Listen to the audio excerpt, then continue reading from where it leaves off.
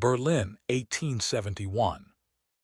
The proclamation of the German Empire in the Hall of Mirrors at Versailles was more than a political unification. It was a seismic shift in the tectonic plates of European power.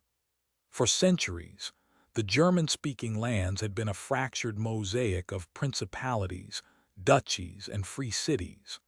But through the blood and iron policy of Otto von Bismarck, those fragments were forged into a singular, formidable machine. Yet to understand the soul of this new empire, one must look past the glittering halls of Berlin and toward the austere, disciplined heart of Prussia. Prussia was not merely a state, it was a way of life. It was a culture defined by the Prussian virtues: absolute obedience, frugality, punctuality, and an almost religious devotion to the state. In Prussia, the civilian and the soldier were not distinct entities, they were woven together. The social hierarchy was anchored by the Junkers, the landed aristocracy who served as the backbone of the officer corps. To be Prussian was to believe that the strength of a nation resided in its military efficiency and the unshakable hierarchy of its command structure. As the German Empire expanded under Kaiser Wilhelm II, this Prussian ethos became the blueprint for the entire nation. The German Empire was a paradox. It was a modern industrial powerhouse, leading the world in chemistry, physics, and engineering, yet it was governed by an archaic monarchical soul. It was a state of top-down authority, where the military held a status that often rivaled or even superseded the authority of the civilian parliament, the Reichstag. This created a profound psychological tension within the German identity. On one hand, there was the pride of a rising superpower, a sense of Weltpolitik or world politics, the belief that Germany deserved its place in the sun.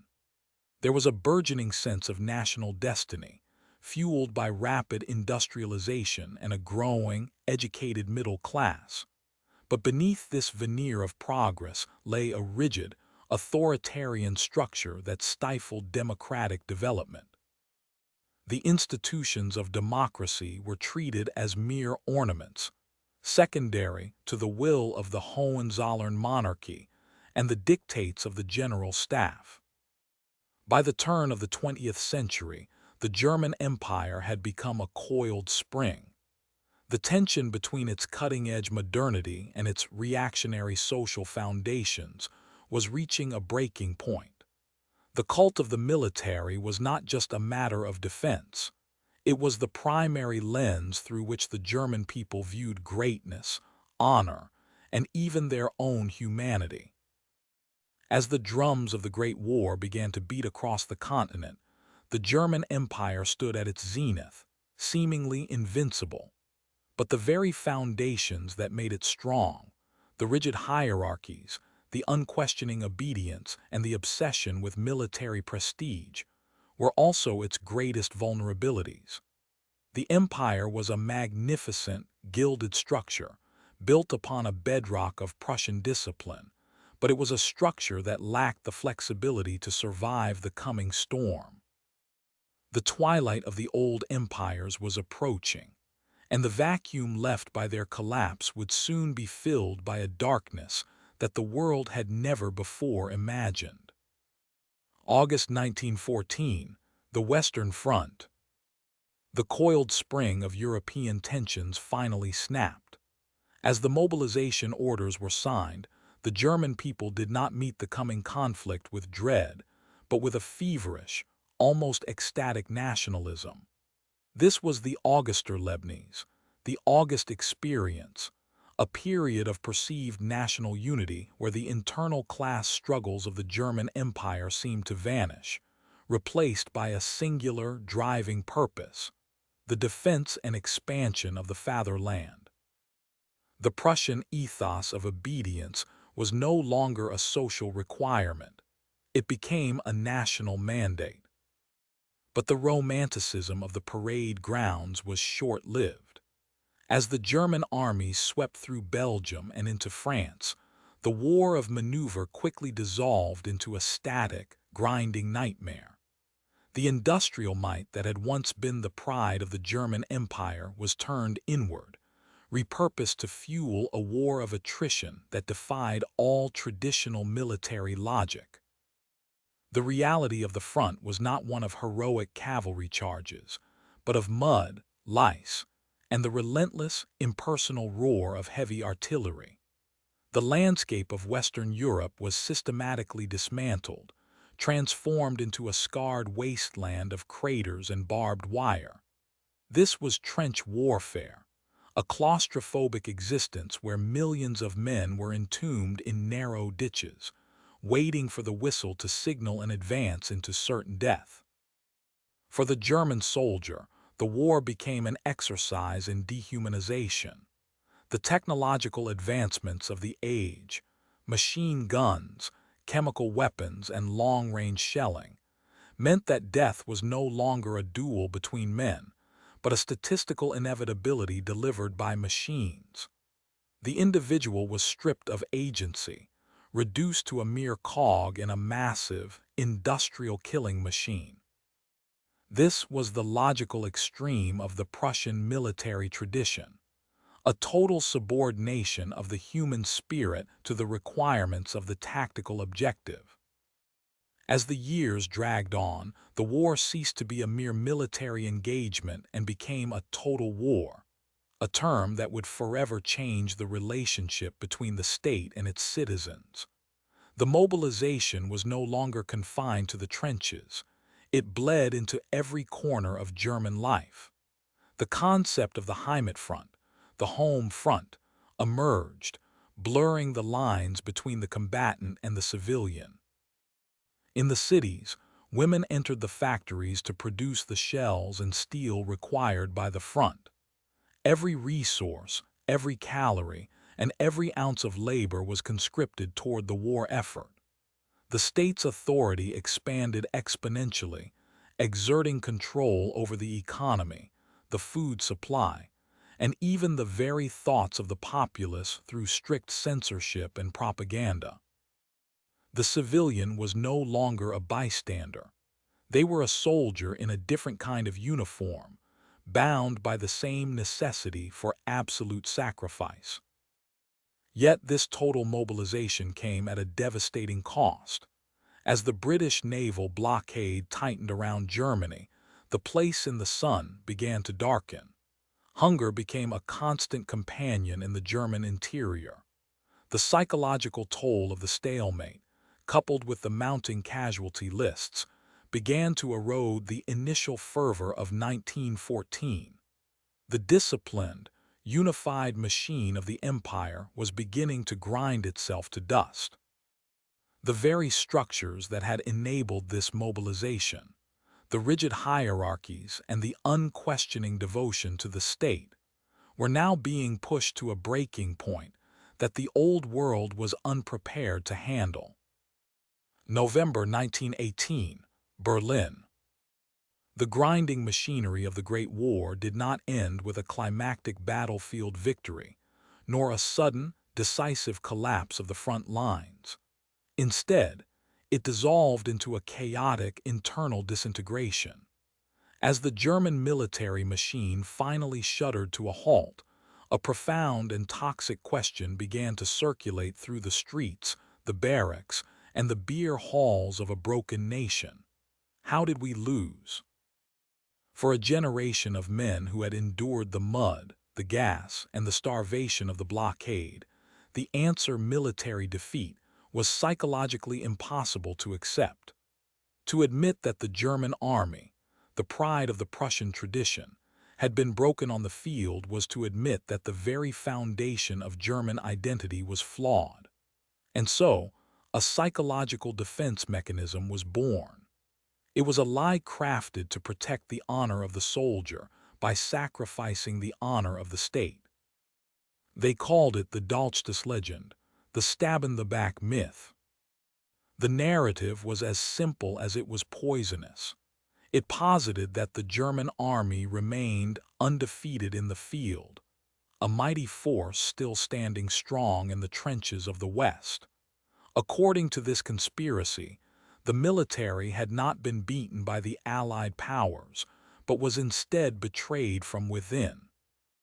The knife had been driven into the back of the frontline soldier by a cabal of domestic enemies: the socialists, the strikers, the democratic politicians, and most virulent of all, the Jewish population.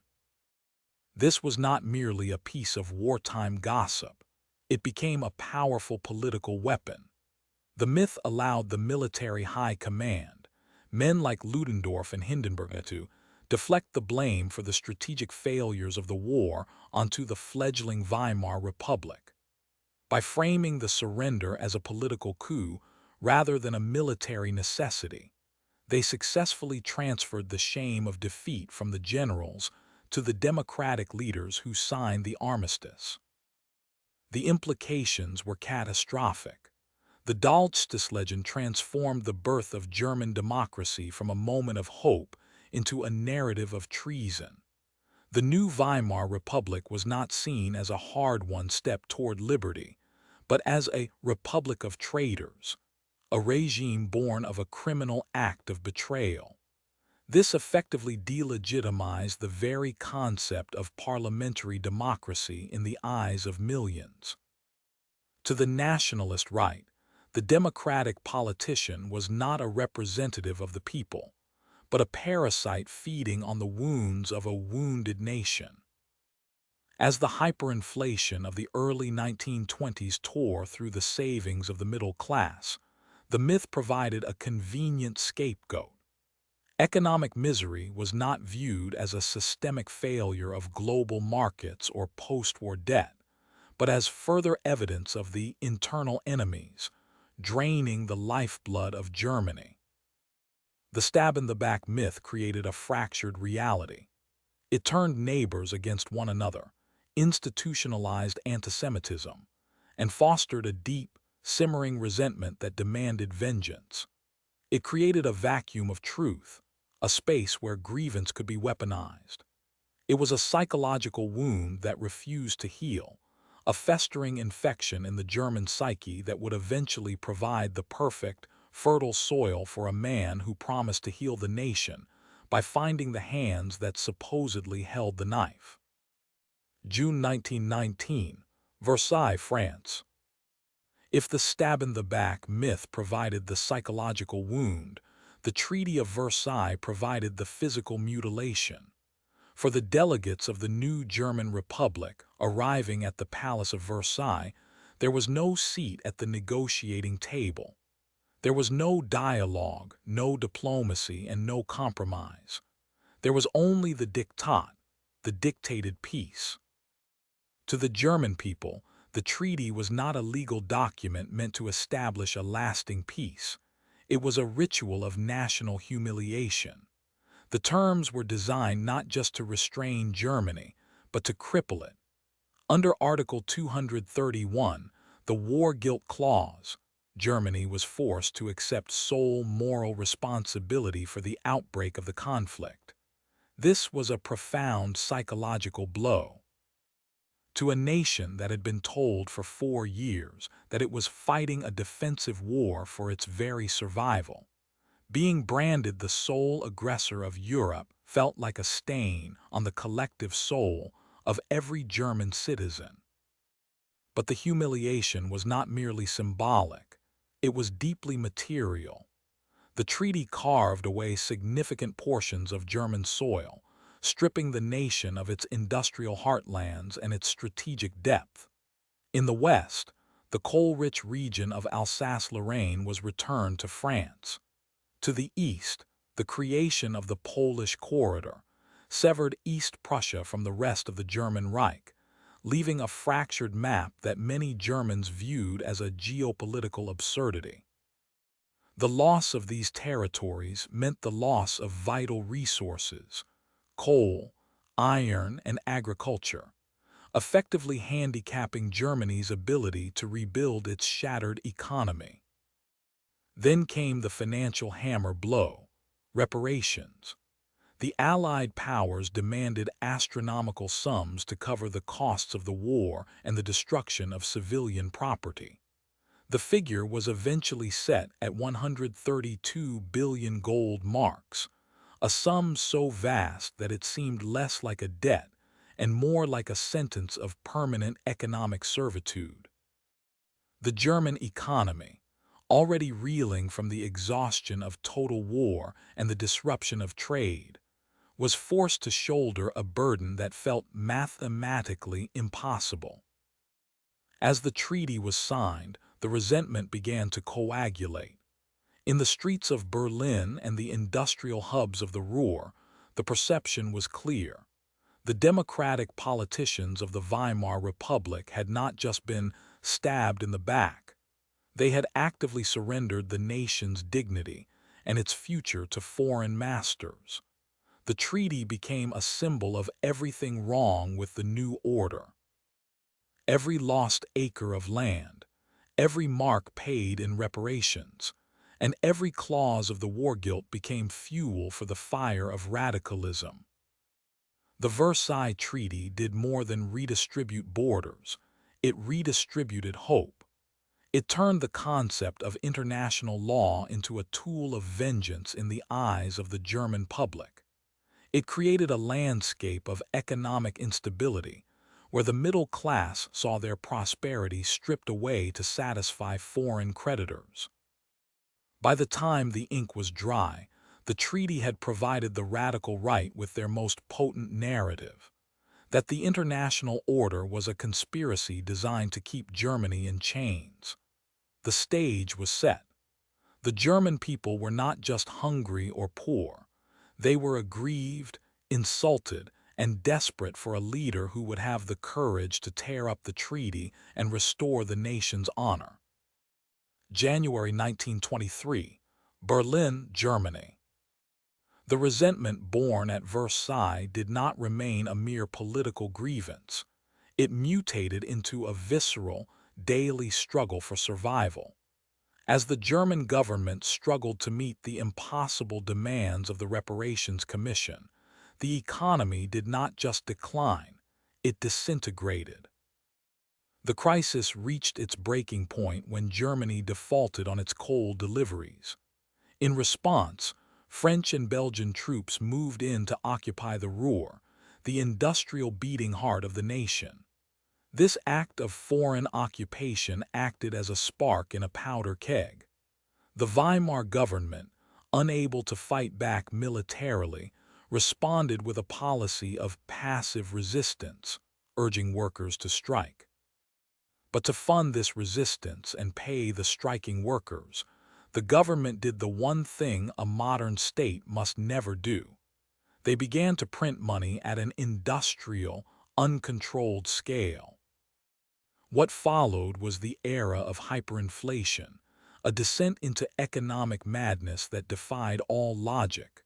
The German mark, once a symbol of stability, became nothing more than scrap paper. In the early months of 1923, a loaf of bread might cost a few marks. By the height of the crisis, it cost billions. Prices rose not by the day, but by the hour. The visual imagery of this era is haunting. Children playing with stacks of worthless banknotes as if they were building blocks. Workers being paid 3 times a day, rushing to spend their wages before the value evaporated in their pockets, and elderly citizens carrying wheelbarrows full of cash just to buy a single egg. But the true tragedy was not found in the absurdity of the numbers, but in the destruction of the German soul. The middle class, the teachers, the civil servants, the small business owners, saw their life savings, their entire sense of security, vanish into thin air. This was a profound betrayal of the social contract. When hard work and thrift can no longer guarantee survival, the foundations of civilization begin to crack. This economic apocalypse coincided with a period of paralyzing political instability. The Weimar Republic was a democracy born in defeat, operating under a constitution that, while progressive on paper, was structurally flawed. The system of proportional representation meant that the Reichstag was fractured into a kaleidoscope of small, competing parties, making it nearly impossible to form a stable majority. Governments rose and fell with dizzying frequency, creating a vacuum of leadership at the very moment the nation needed strength. The streets became a battleground. Paramilitary groups, from the communist Rotfrontkämpferbund to the nationalist Stahlhelm, turned the urban centers into zones of low-level civil war. Political assassination became a common tool of the trade. For many Germans, the Republic did not look like a beacon of liberty. It looked like a chaotic, weak, and incompetent experiment that was incapable of maintaining order.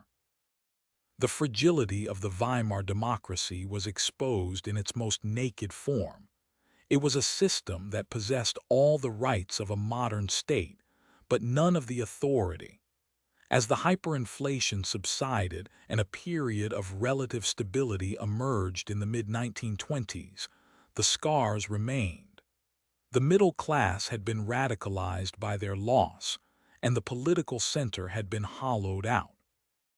The chaos of 1923 had taught the German people a dangerous lesson: that the existing order was fragile, that the economy was a lie, and that democracy was a luxury they could no longer afford. November 8, 1923, Munich, Germany.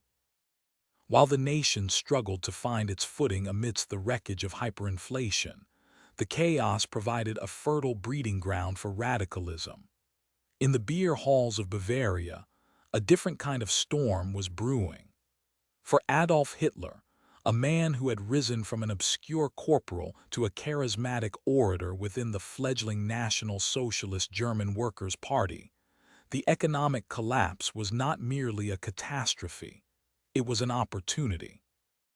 The plan was born of the radical right's belief in the Führerprinzip, or the leadership principle, and a desperate desire to overthrow the November criminals of the Weimar Republic. Hitler, alongside Bavarian leaders like Gustav von Kahr, envisioned a coup modeled after Mussolini's march on Rome. The strategy was simple: seize a moment of local political upheaval, capture the regional government, and then march north to Berlin to topple the Central Republic. The night of November 8th began in the Buiger Braukeller, one of Munich's largest beer halls. In a scene of sudden, violent disruption, Hitler and his armed SA stormers burst into the hall, interrupting a political meeting. With a pistol held high, Hitler declared that the national revolution had begun. He demanded the loyalty of the local officials, effectively holding them hostage to his ambitions. For a few feverish hours, it seemed as though the tide might actually turn. But the momentum of the putsch was built on sand. The following day, November 9th, the conspirators marched through the streets of Munich toward the center of power. They were met not by a collapsing government, but by a wall of police and state authority. As the Nazi procession reached the Odeonsplatz, the tension snapped. Gunfire erupted. In the ensuing chaos, 16 Nazis and 4 police officers were killed.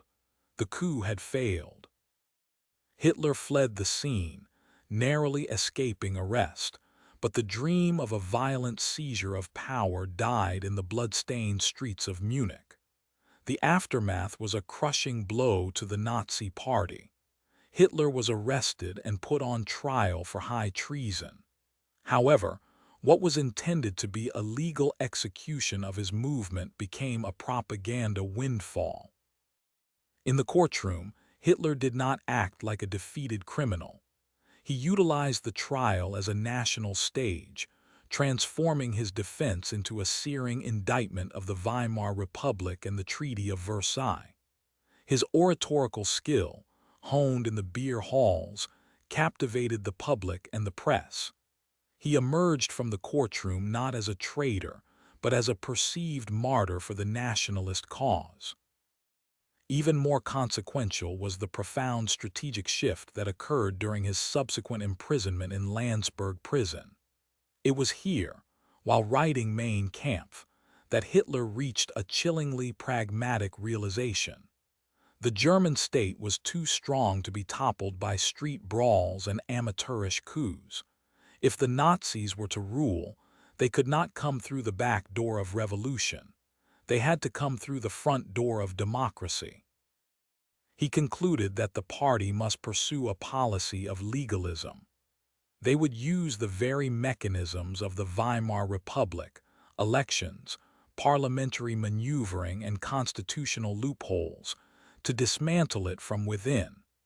The failed putsch was a tactical defeat, but it provided the essential lesson for the Nazi ascent. To destroy democracy, one must first master its rules. April 1924, Landsberg Prison, Bavaria. Behind the cold, stone walls of a prison cell, the failed revolutionary was transforming into a political architect.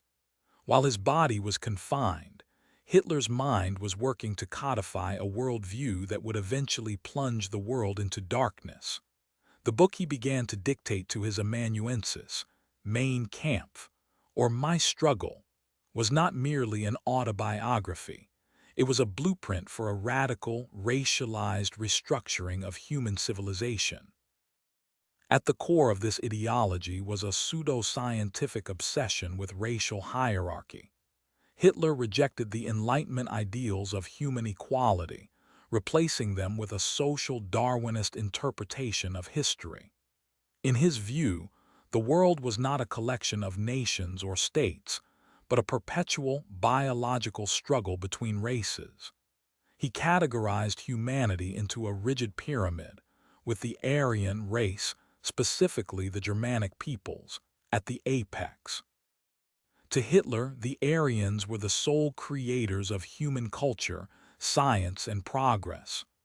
All other races were categorized as either culture bearers, who could maintain civilization, or culture destroyers, who were destined to corrupt it. At the bottom of this hierarchy, and positioned as the existential enemy of the Aryan, was the Jewish people. In the feverish logic of Mein Kampf, Judaism was not merely a religion, but a biological force of subversion. Hitler synthesized centuries of European antisemitism with modern conspiracy theories, claiming that a Jewish Bolshevik conspiracy was working behind the scenes to dismantle the purity of the German nation.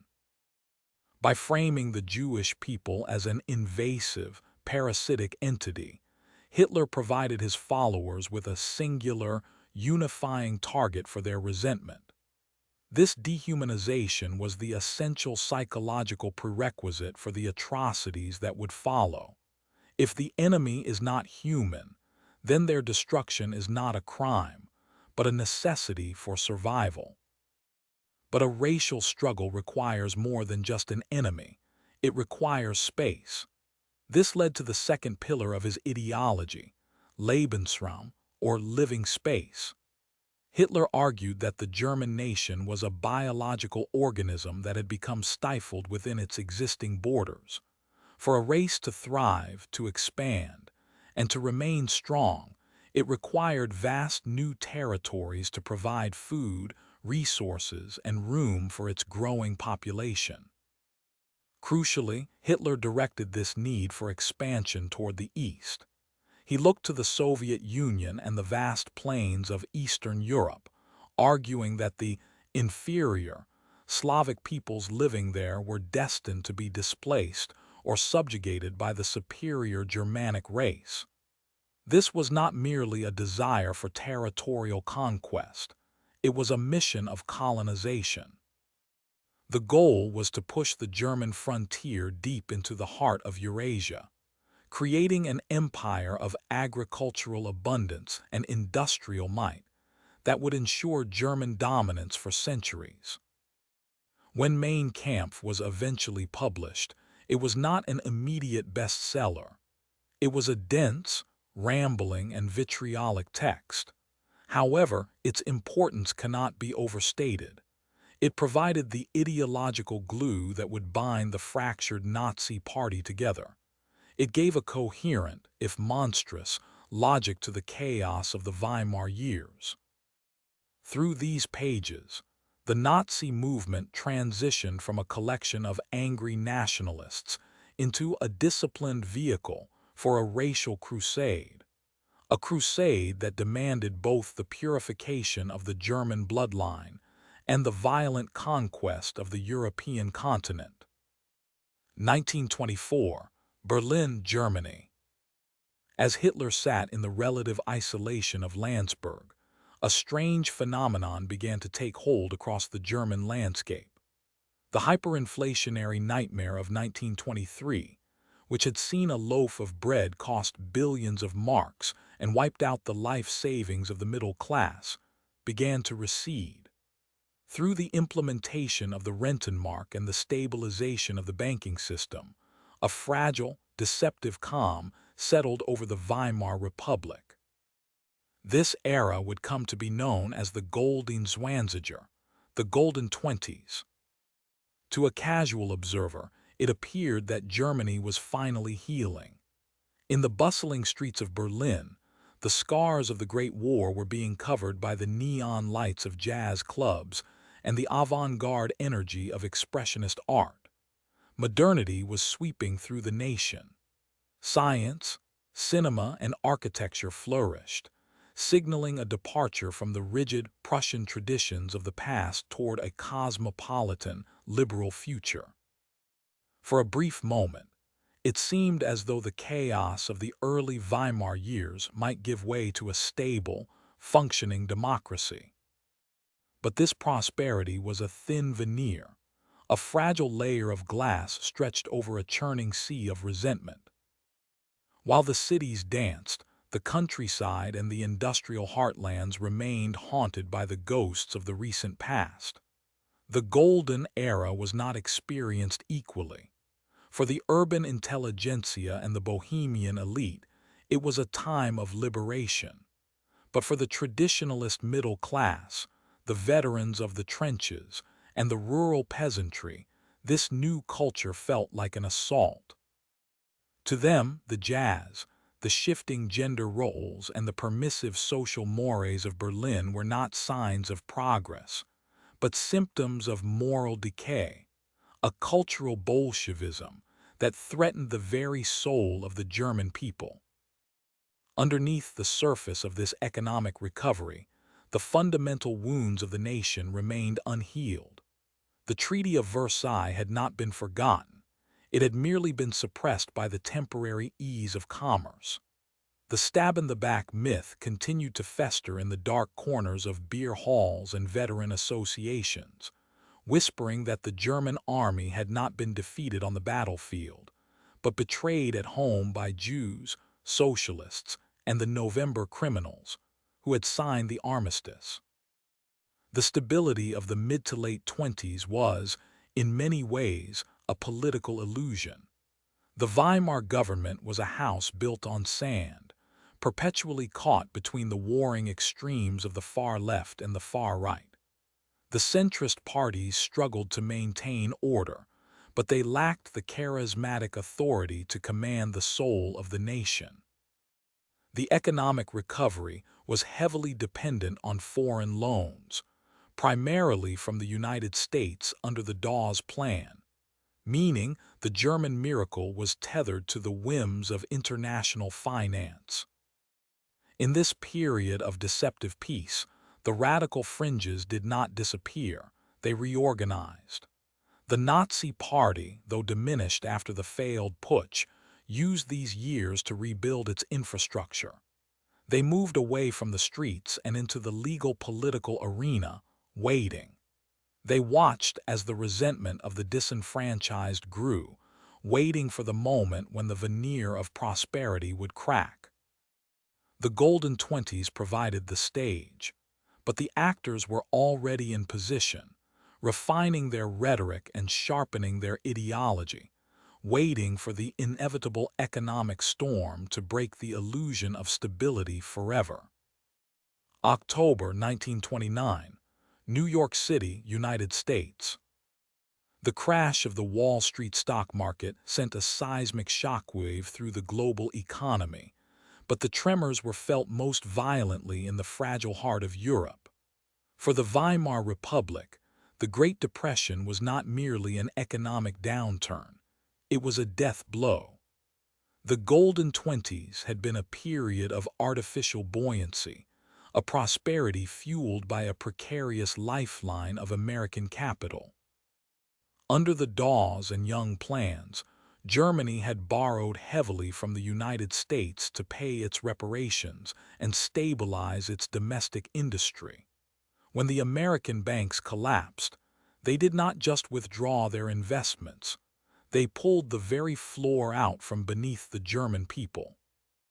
By 1930, the illusion of stability shattered. The flow of foreign credit vanished overnight, triggering a catastrophic domino effect.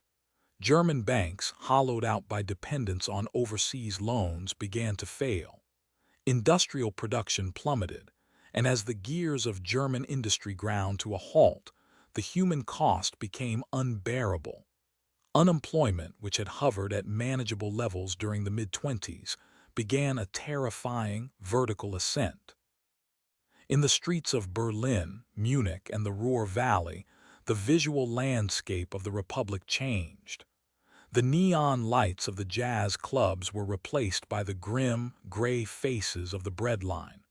By 1932, over 6 million Germans were unemployed. This was not just a statistic, it was a psychological catastrophe.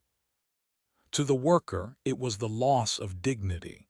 To the middle class, it was the terror of sliding back into the hyperinflationary poverty of 1923. To the veteran, it was a betrayal of the nation's strength. As the hunger deepened, the political center ceased to hold. The moderate parties of the Weimar coalition, tasked with managing this unprecedented misery, found themselves paralyzed. They could offer no solutions, only austerity and increasingly desperate decrees. In the vacuum left by the failure of democracy, the extremes began to feast. On the far left, the Communist Party (KPD) gained ground, promising a proletarian revolution to overthrow the capitalist system that had abandoned them. On the far right, the Nazi Party (NSDAP) found its most potent weapon, despair. The economic misery provided the perfect laboratory for Joseph Goebbels' propaganda machine. The Nazis did not just campaign on policy, they campaigned on grievance. They took the complex, systemic failure of global finance and distilled it into a simple, visceral narrative. They identified scapegoats, the international Jewish financiers and the November criminals, and promised a return to order, bread, and national pride. The streets became a theater of civil war. The Nazi paramilitary wing, the SA, capitalized on the chaos, providing a sense of disciplined, albeit violent, purpose to the unemployed youth. They marched through the slums, offering not just ideology, but a sense of belonging to men who felt they had nothing left to lose. The Great Depression had fundamentally altered the German psyche. It stripped away the last vestiges of faith in the liberal democratic order. The Republic was no longer seen as a protector of the people, but as a weak, foreign-imposed institution that had failed in its most basic duty, to ensure survival. The economic storm had passed, leaving behind a landscape of ruin, and in that wreckage, the path was cleared for a radical, authoritarian solution to emerge from the shadows. Munich, Germany, 1930. As the economic misery of the Great Depression deepened, the Nazi Party began to transform from a fringe collection of radicals into a disciplined, highly visible political machine. They understood a fundamental truth of modern politics. In a time of chaos, people do not crave nuance. They crave certainty, and they crave a spectacle. To achieve this, the NSDAP deployed two distinct but inseparable forces: the psychological power of modern propaganda and the physical terror of the Sturmabteilung, or the SA. The first pillar of this ascent was the mastery of the message. Under the direction of figures like Joseph Goebbels, the Nazis moved away from the traditional, dense political pamphlets of the past. Instead, they embraced the burgeoning technologies of the mass age. They utilized radio, film, and high-impact visual symbols, the swastika, the eagle, and the Roman salute, to create a brand that was instantly recognizable and emotionally charged. But the core of their propaganda was not found in the media, but in the medium of the human voice. Adolf Hitler was not a traditional statesman, he was a performer. He understood the theater of the podium. His oratory was a carefully choreographed weapon. He did not speak to the crowds, he spoke at them, utilizing a rhythmic, escalating crescendo that moved from low, simmering resentment to explosive, primal rage. He practiced his gestures in front of mirrors, ensuring that every movement conveyed strength and conviction. For a public that felt powerless and humiliated, Hitler's voice offered a cathartic release. He gave their suffering a name, and more importantly, he gave it a target. If propaganda provided the emotional fuel, the SA provided the kinetic force. Known as the Brown Shirts, the SA was the Nazi Party's paramilitary wing, composed largely of the very men the Depression had discarded: unemployed workers, disillusioned veterans, and angry youth. For these men, the SA offered more than just a paycheck or a uniform. It offered a sense of hierarchy, discipline, and belonging in a world that had rendered them invisible. The SA's role in the political process was twofold: to project strength and to manufacture chaos. On one hand, they held massive, choreographed marches through German cities. These parades, with their rhythmic drumming and endless rows of disciplined men, were designed to create an illusion of inevitability. They signaled to the public that while the Weimar Republic was crumbling, the Nazi movement was rising, organized, and unstoppable. On the other hand, the SA was a tool of systematic street violence.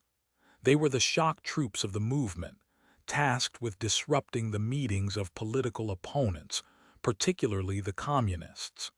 In the darkened alleys of Berlin and the beer halls of Munich, the SA engaged in brutal brawls, using brass knuckles and clubs to silence dissent. This violence served a cynical, dual purpose. It intimidated the moderate center into paralysis, and it created a cycle of instability that the Nazis could then exploit. By fueling the very chaos they claimed to oppose, the SA made the German public crave order at any cost. Together, the orator and the street fighter formed a pincer movement against the democratic order. One captured the mind and the heart through the manipulation of grievance, while the other broke the will of the opposition through physical intimidation. In this atmosphere of orchestrated spectacle and calculated brutality, the Nazi movement ceased to be a mere political party. It became a force of nature, sweeping through the ruins of the Republic. Berlin, Germany, 1932. While the streets of Germany were defined by the chaos of the SA, the halls of power were defined by a different, more subtle kind of decay. The Weimar Republic was no longer a functioning democracy. It had become a paralyzed state, governed not by the will of the people through parliament, but by presidential decree. At the center of this paralysis sat Paul von Hindenburg, the aging war hero and president of the Reich.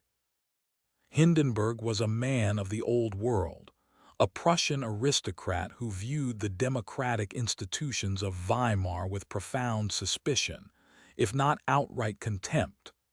To him, The Republic was a failed experiment, a product of defeat and national humiliation. He did not seek to save democracy. He sought to restore a sense of traditional authority. But Hindenburg was an old man, increasingly isolated by a small circle of sycophants known as the Camarilla, who steered his decisions toward the interests of the conservative elite.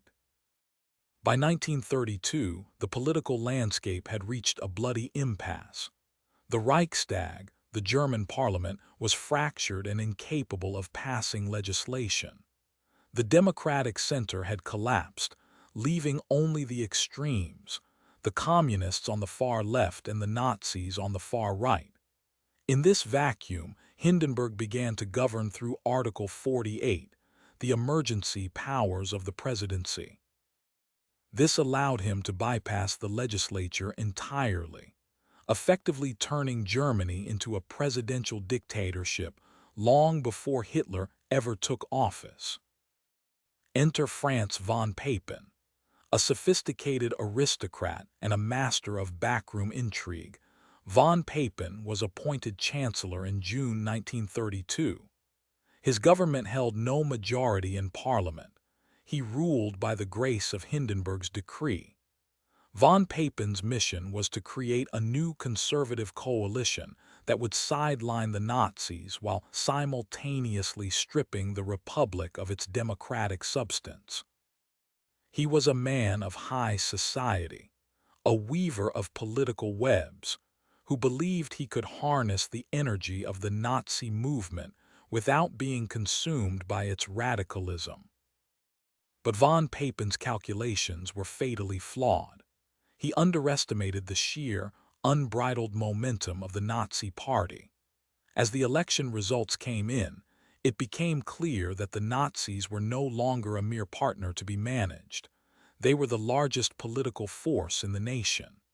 Von Papen's own government collapsed, leaving Hindenburg facing a terrifying choice: either appoint a government that could command a majority or allow the country to slide into civil war. Desperate to regain influence, von Papen returned to the president with a dangerous proposition. He convinced Hindenburg that the only way to tame Adolf Hitler was to bring him into the government, not as a leader, but as a subordinate. Von Papen's logic was one of supreme arrogance. He believed he could frame Hitler, surrounding the radical Nazi leader with traditional conservatives who would act as a leash. He famously remarked that he would push Hitler into a corner until he squeaks. This was the fatal miscalculation that sealed the fate of German democracy. In the winter of 1932 and the early days of 1933, the maneuvering reached its climax. Through a series of clandestine meetings and political trades, the conservative elite convinced Hindenburg that a coalition led by Hitler would provide the stability the nation craved. They believed they were using Hitler to restore the old order. They did not realize that Hitler had no intention of being a puppet. They were not inviting a partner into the government. They were handing the keys of the state to a man who intended to burn the old world down. Berlin, Germany, January 30, 1933. The atmosphere in the capital was a suffocating mixture of dread and electric anticipation. For weeks, the corridors of the Reich Chancellery had been thick with the scent of backroom deals and the quiet desperation of an aristocracy trying to outmaneuver a revolution. The gamble was finally being played. At precisely 7:42 p.m., President Paul von Hindenburg signed the decree that would alter the course of human history. Adolf Hitler was no longer a mere agitator or a perennial candidate. He was officially the Chancellor of Germany. To the conservative elite, this was not a coup but a compromise. They believed they had achieved a masterstroke of political engineering. By placing Hitler at the head of a coalition government, they thought they had domesticated the radicalism of the Nazi Party. The cabinet was designed to be a shield. Hitler would be the figurehead, while the more traditional, aristocratic voices, men like von Papen and Franz von Schleicher, would provide the actual substance of governance. They operated under the delusion that the machinery of the Prussian state was too heavy, too rigid, to be steered by a man who had spent his life shouting from beer halls. They were profoundly, catastrophically wrong. Hitler's appointment did not represent a victory for the democratic process, but rather its final, agonizing surrender. The Weimar Republic did not die in a sudden explosion of violence, but in a series of calculated, legalistic steps. The transition from democracy to dictatorship was being paved with the very laws meant to protect the state. As the news of the appointment spread, the streets of Berlin erupted. For some, there were celebrations, a sense that a strong man had finally arrived to end the chaos of the Great Depression and the paralysis of the Reichstag. For others, particularly the Jewish population and the political left, the news was met with a chilling, hollow silence. The tragedy of January 1933 lies in the arrogance of the men who signed the appointment. Von Papen and his circle believed they could use Hitler's massive popular mandate to bolster their own waning influence. They saw him as a tool to be wielded, a blunt instrument to smash the communists and restore the prestige of the Old Reich. They failed to grasp the fundamental nature of the Nazi movement. Unlike the traditional conservative parties, which sought to preserve or restore a specific social order, the Nazi movement was inherently destructive. It did not want a seat at the table of the old world. It wanted to smash the table entirely. As Hitler prepared to take his oath of office, the leash that von Papen had promised was already fraying. The Nazi Party possessed something the conservative elites did not: a singular, fanatical willpower and a paramilitary force, the SA, that was ready to enforce political will through street violence. The appointment of the Chancellor was not the end of the struggle for power. It was the beginning of a systematic dismantling of every safeguard that stood between a political party and total state control. The Republic had not been overthrown by an invading army. It had been dismantled from within by the very men entrusted with its preservation. The gates were now open. The era of the Republic was over. The era of the Third Reich had begun. Berlin, Germany, February 27, 1933. The fragile illusion of stability that the conservative elite had hoped to maintain was shattered in a single, terrifying night. In the early hours of a freezing February morning, the Reichstag building, the very heart of German parliamentary democracy, was engulfed in a roar of orange flames. As the massive neo-Renaissance structure became a funeral pyre, the sight of the burning parliament sent a shockwave through the capital. To the Nazi leadership, this was not a catastrophe. It was a divine opportunity.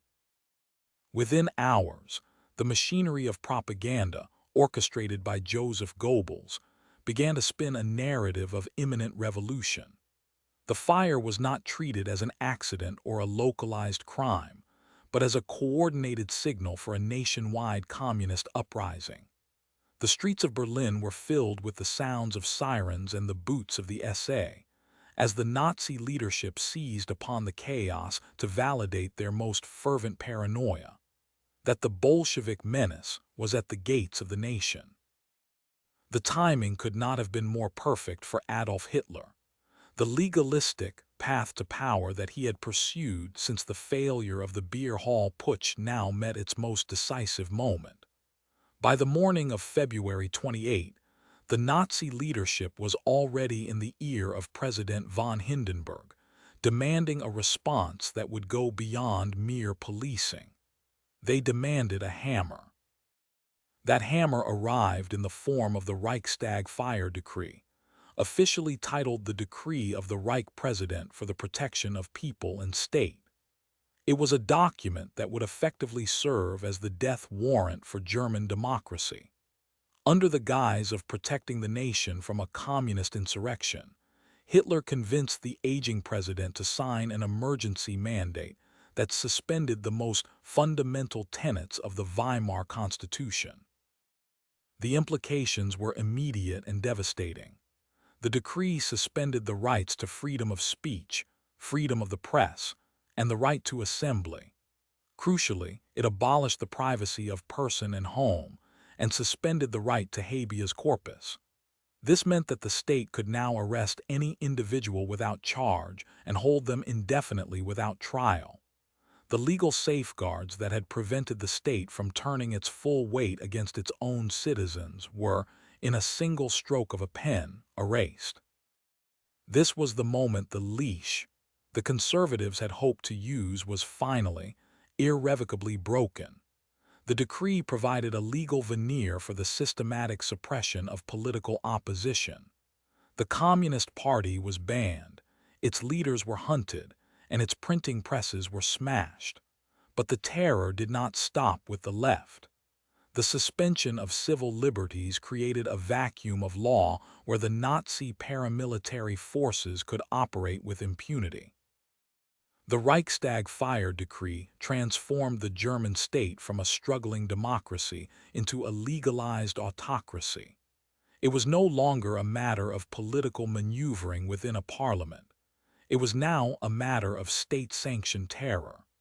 The decree turned every citizen into a potential suspect and every political dissident into an enemy of the state. With the protection of the law, the Nazis had used the law to destroy the law. The gates were not just open. The walls had been torn down, leaving the German people defenseless against the rising tide of a totalitarian regime. Berlin, Germany, spring 1933. The smoke from the Reichstag fire had barely cleared, and the initial wave of arrests had sent a tremor of fear through the German populace. But the Nazi leadership understood a fundamental truth of totalitarianism. To truly rule, it is not enough to merely silence your enemies. You must occupy the very space they once inhabited. You must ensure that there is no corner of human existence, no club, no school, no workplace, no family unit, that exists outside the reach of the state. This process was known as Gleichschaltung, the coordination. It was a term that sounded clinical, almost administrative, but its reality was a violent, systematic restructuring of the entire social fabric. The goal was simple: the total synchronization of every professional, social, and political organization with Nazi ideology. The regime did not just want your obedience. They wanted your soul to beat in time with the rhythm of the party. The coordination began with the political landscape. With the Communist and Social Democratic parties crushed or banned, the Nazi Party moved to absorb every remaining vestige of independent political thought. Local governments were purged of non-Nazis, and the federal states, the Länder, were stripped of their autonomy, effectively centralizing all power in Berlin under the Führer. But Gleichschaltung reached far beyond the halls of government. It moved into the professional lives of the middle class. If you were a lawyer, you were forced to join a Nazi-led legal association. If you were a doctor, a teacher, or a civil servant, your career was now contingent upon your political reliability. Professional guilds and unions were dismantled and replaced by the German Labor Front. The concept of the independent professional died. In its place stood the political soldier of the economy. The reach of the regime then extended into the most intimate aspects of daily life. The Nazis recognized that to control a nation, they had to control its culture and its leisure. Through the creation of the Strength Through Joy program, Even the working class was brought into the fold, offering state-sponsored vacations and theater trips designed to foster a sense of national community, a Volksgemeinschaft. Even the children were not safe from this coordination. The youth organizations that had previously offered diverse paths, scouts, religious groups, or socialist clubs, were systematically dissolved or forcibly merged into the Hitler Youth. Education was no longer about the pursuit of truth or individual development. It became a tool for indoctrination, a way to ensure that the next generation viewed the world through the narrow, racialized lens of National Socialism. Through Gleichschaltung, the Nazis achieved a terrifying kind of homogeneity. By breaking the back of every independent institution, they removed the buffer zones between the individual and the state. There was no longer a private sphere where a citizen could retreat to think, to organize, or to dissent. Every social interaction, every professional duty, and every moment of leisure was now a potential theater for Nazi propaganda. The coordination was the final step in transforming Germany from a fractured republic into a monolithic machine. The gears of society were no longer turning on their own. They had been seized, greased, and redirected to serve a singular purpose: the absolute will of Adolf Hitler. The German people were no longer a collection of individuals with diverse interests. They were becoming a single, synchronized instrument of the state.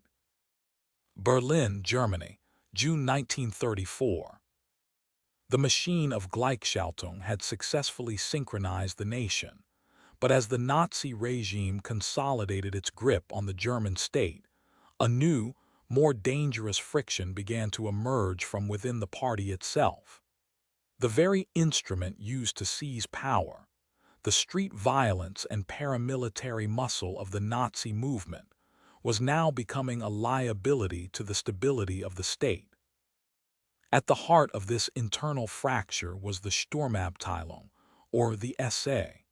Led by the charismatic and abrasive Ernst Röhrheim, the SA had been the regime's blunt force instrument during the years of political chaos.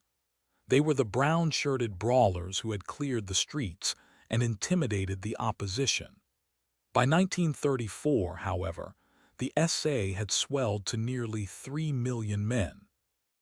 They were a second army, a restless, radicalized force that viewed the traditional German military, the Reichswehr, with contempt. Röhrheim's ambition was nothing short of revolutionary. He envisioned a second revolution that would sweep away the old structures of class and military tradition, replacing them with a socialist-leaning paramilitary state where the SA would supersede the professional army. To Röhrheim, the SA was the true soul of the movement. To Adolf Hitler, however, the SA had become a chaotic, uncontrollable beast that threatened the very legitimacy he sought to establish. Hitler faced a deadly paradox. To secure his absolute power, he needed the support of the traditional conservative elites and the professional military leadership. But these groups loathed the SA. They viewed the brownshirts as thugs and feared Röhrheim's radicalism. If Hitler wanted to transition from a revolutionary leader to a legitimate statesman, the SA had to be tamed or destroyed. While Röhrheim looked toward a revolution, another force within the party was looking toward absolute, disciplined terror: the Schutzstaffel, or the SS. Originally a small, elite bodyguard unit for Hitler, the SS had been transformed under Heinrich Himmler into a highly organized, ideologically pure and ruthlessly efficient paramilitary organization. Unlike the boisterous and often drunken SA, the SS was clinical, secretive, and fanatically loyal to the Führer alone. The tension reached a breaking point in late June. Hitler, sensing the impending crisis, made a decision that would forever change the nature of Nazi rule. He would not reform the SA, he would liquidate it. On the night of June 30th, the purge began. Under the cover of darkness, SS units and Gestapo agents moved with surgical precision across Germany. They targeted not only the SA leadership, but also various other perceived enemies of the state, including former Chancellor Kurt von Schleicher and other political dissidents. Ernst Röhrheim was arrested at a resort in Bad Wiessee. Despite his pleas that he was a loyal soldier, he was executed in his cell. The bloodbath, known as the Night of the Long Knives, was a masterclass in state-sponsored treachery. By the time the sun rose, the Second Revolution had been strangled in its sleep. The SA was stripped of its political power, reduced to a hollow ceremonial organization, and its influence broken forever. The victory belonged to the SS.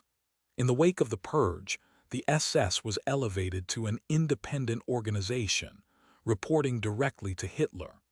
The era of street brawling and revolutionary chaos was over. In its place, a new, more terrifying era of organized, institutionalized terror had begun, a terror that would no longer fight in the streets, but would instead become the very engine of the regime's upcoming atrocities. Nuremberg, Germany, September 1935. The chaos of the streets had been replaced by the cold, terrifying precision of the state. With the SA neutralized and the SS rising as the regime's iron fist, the Nazi leadership no longer needed to rely on spontaneous outbursts of paramilitary violence to marginalize their enemies. They had something far more potent and far more permanent: the law. During the annual Nazi Party rally in Nuremberg, amidst a sea of swastikas and choreographed fanaticism, the regime unveiled a new legal framework that would fundamentally alter the fabric of German society. These were the Nuremberg Laws. They were not merely a set of discriminatory policies. They were the formal, legal institutionalization of antisemitism, transforming centuries of religious and social prejudice into a rigid, biological mandate. The first and most consequential of these was the Reichsbürgergesetz, or the Reich Citizenship Law. This law stripped Jewish Germans of their fundamental rights by creating a two-tiered class of citizenship. It distinguished between subjects of the state and Reich citizens. Only those of German or kindred blood could be citizens, possessing the right to vote and hold public office. By defining citizenship through the lens of racial purity, the state effectively rendered its Jewish population stateless within their own country. They were no longer neighbors, fellow Germans, or even legal subjects. They were an alien presence, legally sanctioned to be excluded from the life of the nation. The second pillar of this legislative assault was the Gesetz zum Schutze des Bluts und der deutschen Ehre, the law for the protection of German blood and German honor. This law moved the persecution from the political sphere into the most intimate reaches of human life. It criminalized marriage and sexual relations between Jews and Germans. It sought to protect the perceived purity of the Aryan race by making the biological act of reproduction a matter of state security. Under these laws, the very concept of family and romantic intimacy became a battlefield of racial ideology. The genius and the horror of the Nuremberg laws lay in their pseudo-scientific veneer. The regime did not just claim that Jews were different. They used the language of biology and racial hygiene to argue that they were a biological threat to the German organism. This allowed the state to bypass traditional morality and legal precedent, replacing them with a rational system of categorization. To enforce these laws, the state required precise definitions. This led to the creation of complex, bureaucratic categories to determine who was Jewish, who was Mischling or mixed race, and who was Aryan. The bureaucracy of the Third Reich turned racial hatred into a clerical task. Lawyers, clerks, and census takers became the frontline soldiers of this new order, meticulously documenting lineages and issuing certificates of blood. The Nuremberg laws provided the legal scaffolding for everything that was to follow. They provided the justification for the seizure of property, the exclusion from professions, and the eventual physical removal of the Jewish people. By codifying hatred into the German legal code, the regime achieved something the SA never could. They made antisemitism an inescapable administrative reality. The law was no longer a shield for the citizen. It had become the weapon of the persecutor. Berlin, Germany, 1935. While the Nuremberg laws were rewriting the biological definition of the German people, another, more silent revolution was unfolding in the shadows of the Reich's industrial heartland. If the Nuremberg laws provided the legal scaffolding for social exclusion, a massive, clandestine economic engine was being constructed to provide the physical means for conquest. The regime was not merely preparing for a new era of politics. It was preparing for a total war that the Treaty of Versailles had strictly forbidden. Under the terms of the post-war settlement, Germany was a nation stripped of its teeth. Its military was capped at a mere 100,000 men, its air force was non-existent, and its heavy industry was forbidden from producing the tools of modern combat. To the international community, Germany was a demilitarized state, economically fragile and militarily impotent. But beneath this veneer of compliance, the Nazi leadership was orchestrating one of the greatest acts of systemic deception in modern history. The rebuilding of the Wehrmacht, the unified armed forces, was not a public project. It was a state secret, fueled by a massive, redirected economic strategy. The regime understood that ideological fervor alone could not win a war. They needed steel, oil, rubber, and engines. To achieve this, they implemented a policy of massive deficit spending, bypassing traditional economic constraints through a sophisticated system of MIFO bills. These were essentially promissory notes issued by a dummy company, the Metallurgische Forschungsgesellschaft, which allowed the state to pay armament manufacturers without the spending appearing in the official national budget. It was a shell game of monumental proportions, masking the true scale of German rearmament from both the German public and foreign intelligence agencies. As the money flowed, the landscape of German industry began to transform. The focus shifted from consumer goods and civilian stability to the relentless production of tanks, heavy artillery, and aircraft. The state exerted total control over the economy, subordinating private enterprise to the requirements of the military machine. Industrial giants like Krupp and IG Farben were brought into the fold, their production lines redirected toward the machinery of death. Crucially, this was not just about quantity, but about the secret development of qualitative superiority. While the world watched a rebuilding of a modest infantry, German engineers were feverishly perfecting the doctrines of blitzkrieg. They were designing the panzer divisions and the Luftwaffe squadrons that would eventually shatter the borders of Europe. This was a dual-track deception. On the surface, Germany appeared to be a nation recovering from hyperinflation and social chaos, focusing on domestic stability. Underneath, it was becoming a specialized, high-output military factory. This economic pivot required a total mobilization of the German workforce and a radical restructuring of the national priority list. It meant the systematic draining of foreign exchange reserves and the buildup of strategic stockpiles. The regime was effectively gambling its entire economic future on a single, violent outcome: that the weapons being forged in secret would allow them to seize the resources of foreign nations before their own domestic economy collapsed under the weight of its own debt.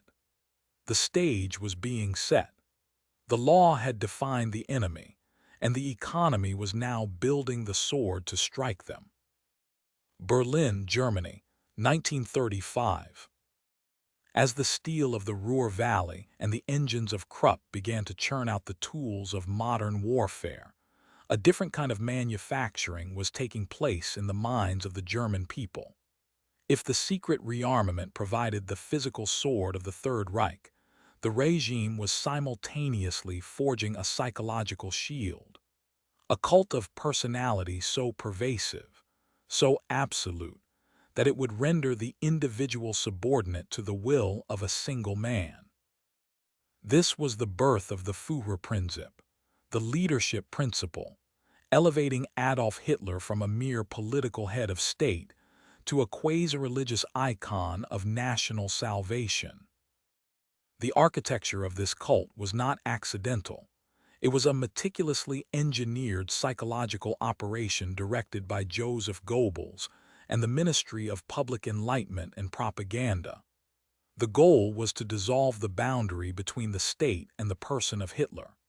In the eyes of the Nazi machine, Hitler was no longer a politician subject to the whims of parliament or the checks of a constitution. He was the embodiment of the Volksgemeinschaft, the national community. He was the vessel through which the collective will of the German people was expressed. To achieve this, the regime utilized every modern medium available. Radio, the most potent tool of the era, was used to ensure that Hitler's voice penetrated every household.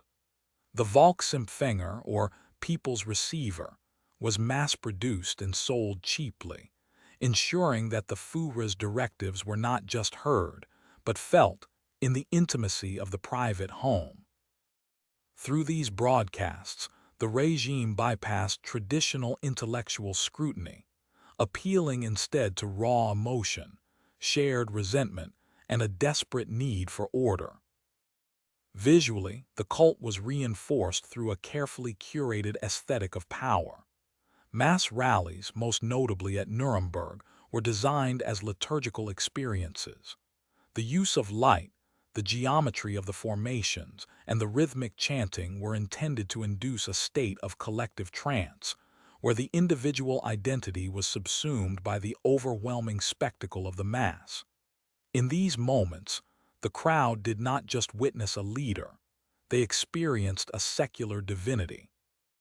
Hitler was presented as the man of destiny, the only figure capable of rectifying the humiliations of Versailles and guiding the Aryan race toward its rightful hegemony.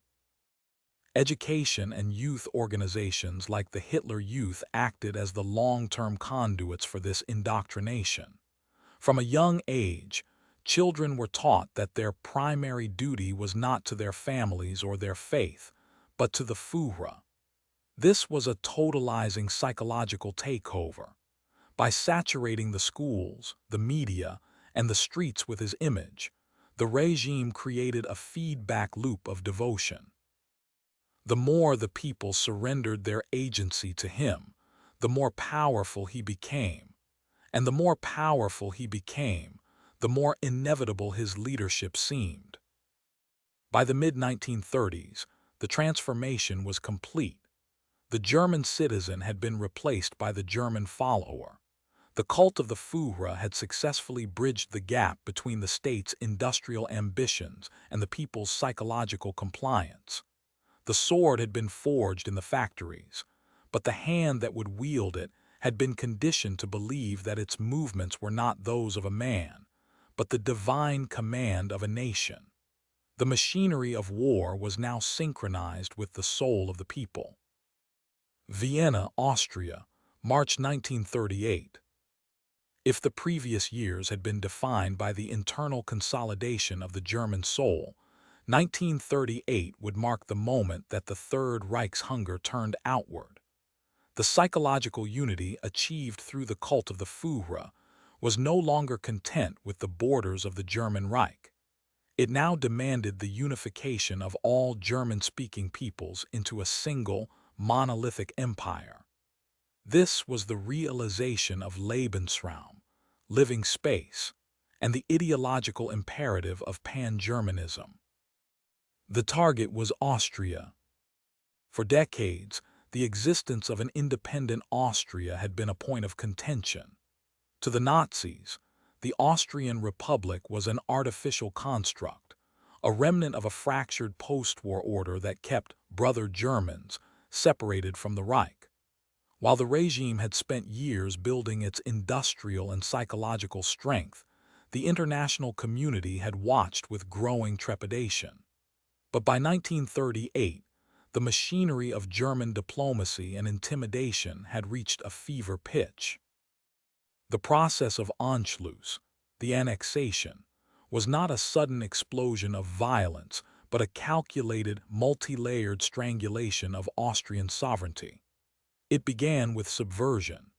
Under intense pressure from Berlin, the Austrian Chancellor, Kurt Schuschnigg, found himself increasingly sidelined by Nazi sympathizers within his own government.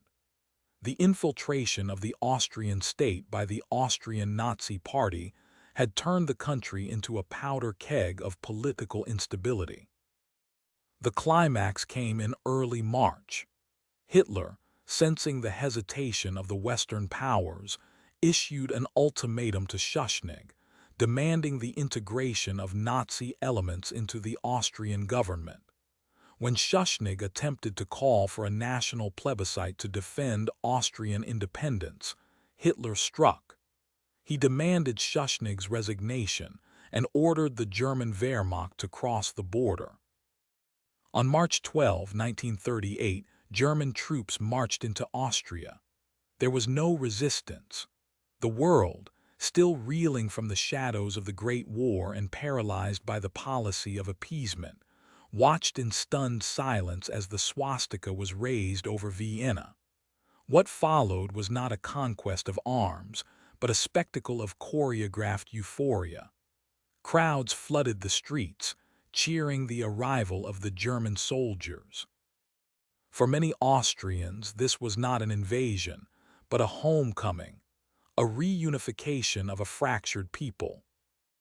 Yet beneath the surface of the celebrations, the reality was far more sinister. The annexation was a systematic dismantling of a nation. The Austrian state was dissolved, and its territory was absorbed into the greater German Reich. The borders were not merely moved, they were erased. This expansion provided the Nazi regime with something more valuable than mere land. It provided a massive influx of resources, a strategic foothold in Central Europe, and crucially, a new pool of manpower for the approaching war. More devastatingly, the Anschluss brought the full weight of Nazi racial ideology into the heart of Austria. The Nuremberg laws were immediately applied, and the Jewish population of Vienna, once a vibrant center of European culture, was suddenly subjected to the same state-sponsored terror that had been simmering in Berlin. The expansion of the borders was, in truth, the expansion of the machinery of persecution. The Reich had grown larger, but in doing so, it had also grown more lethal. The predator had found its first great meal, and the path toward total European conflict was now irrevocably set. Prague, Czechoslovakia, September 1938. If the annexation of Austria had been a predatory expansion, the crisis in the Sudetenland was a calculated siege. The target was no longer a fellow German-speaking nation, but the sovereign state of Czechoslovakia, a democratic bulwark in the heart of Central Europe. The pretext was a weaponized grievance. The Sudetenland, a mountainous border region inhabited by 3 million ethnic Germans, was being used by Berlin as a lever to dismantle a nation. Hitler's rhetoric had shifted from the reunification of peoples to the protection of Germans being oppressed by the Czech government. In reality, the Sudetengerman Party, directed by Berlin, was orchestrating civil unrest to provide Hitler with the moral high ground for an invasion. The Czechoslovakian state, possessing a modern military and a formidable line of mountain fortifications, stood ready to fight, but they stood alone. The geopolitical landscape was defined by a profound paralysis in the West. In London and Paris, the trauma of the First World War remained an open wound.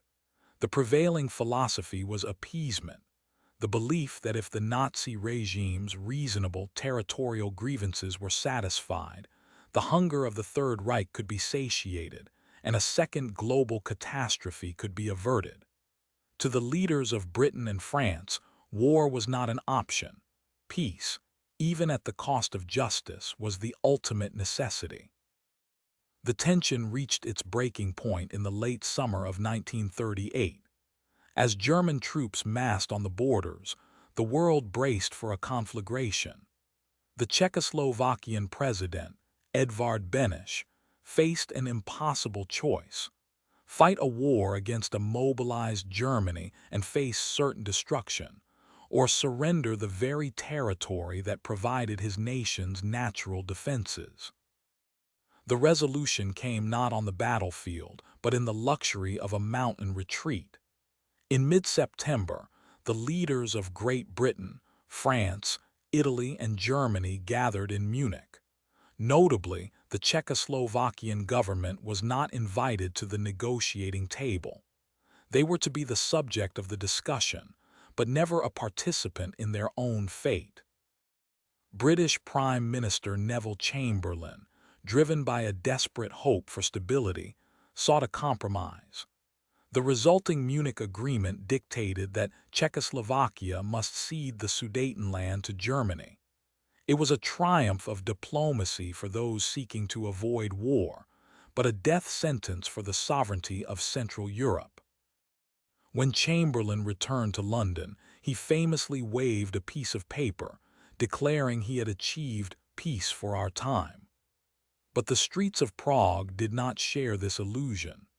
To the Czechs, Munich was a betrayal of the highest order, a cynical sacrifice of a democratic ally to satisfy a dictator's appetite.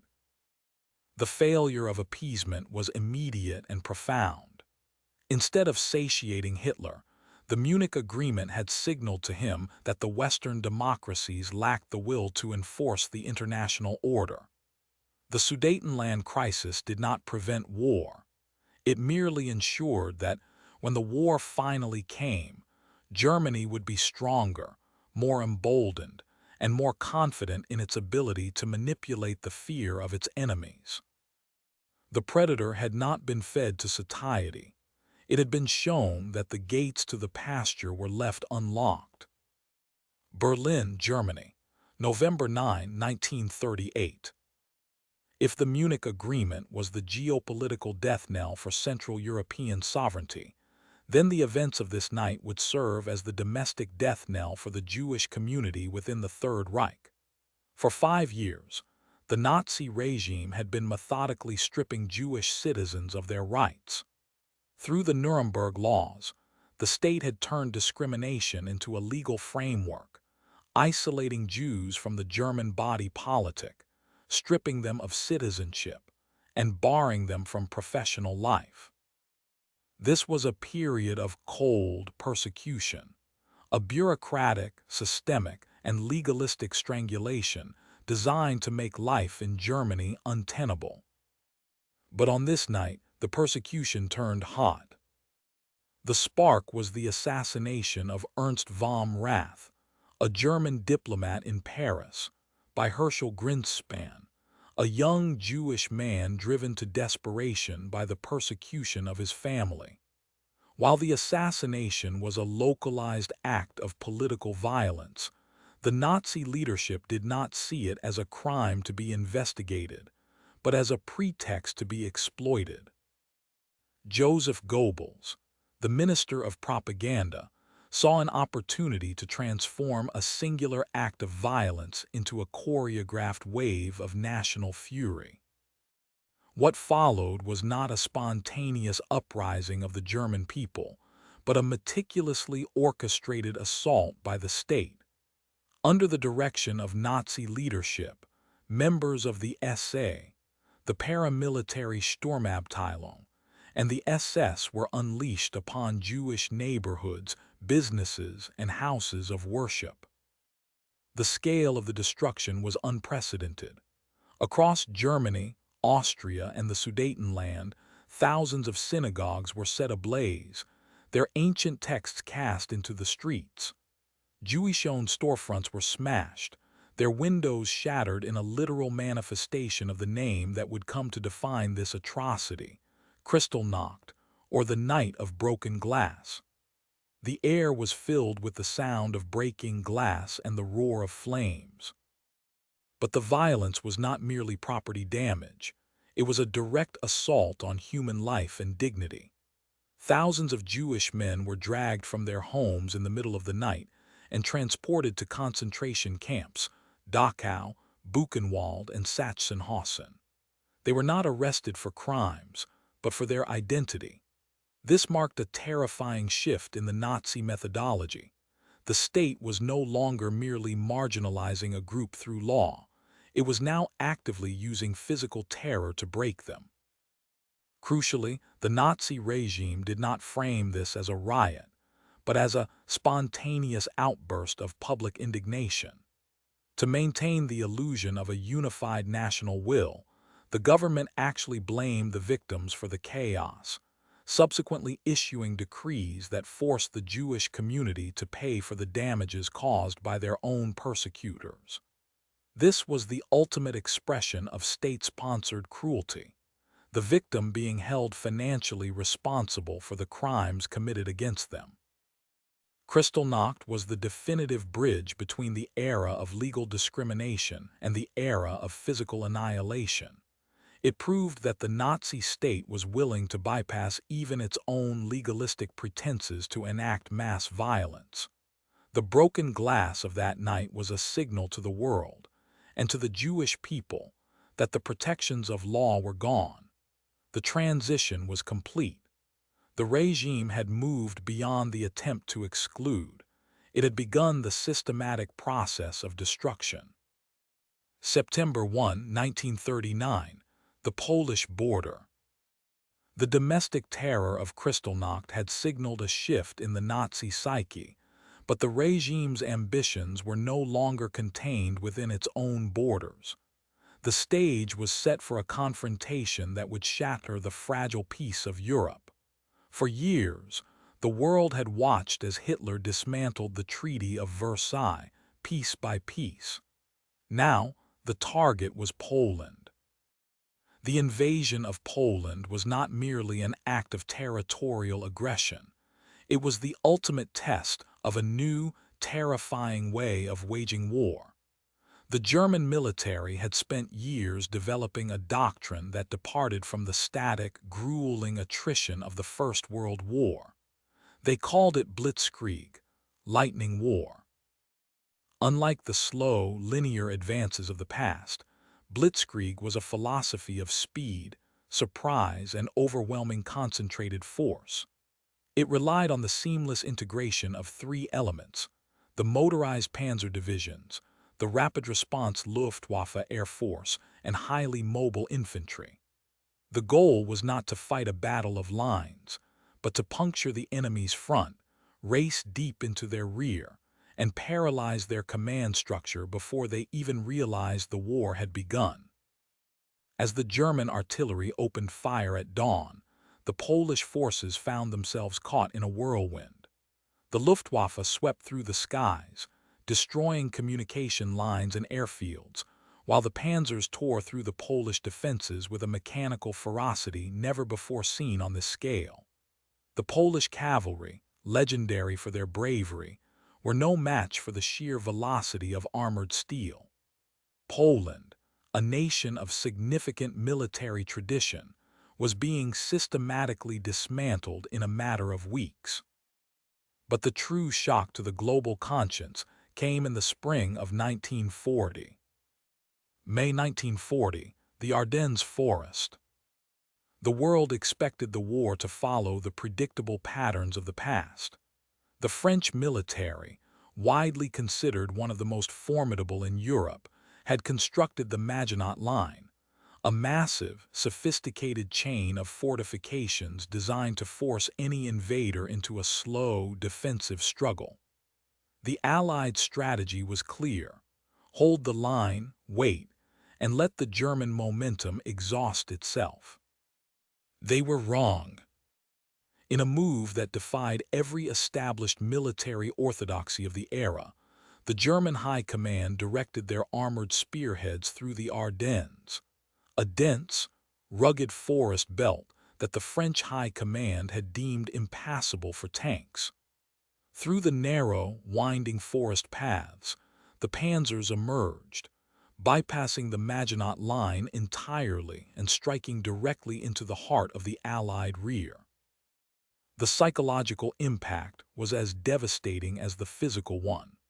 The lightning war had bypassed the defenses, severed the supply lines, and trapped the Allied armies in a pocket of chaos.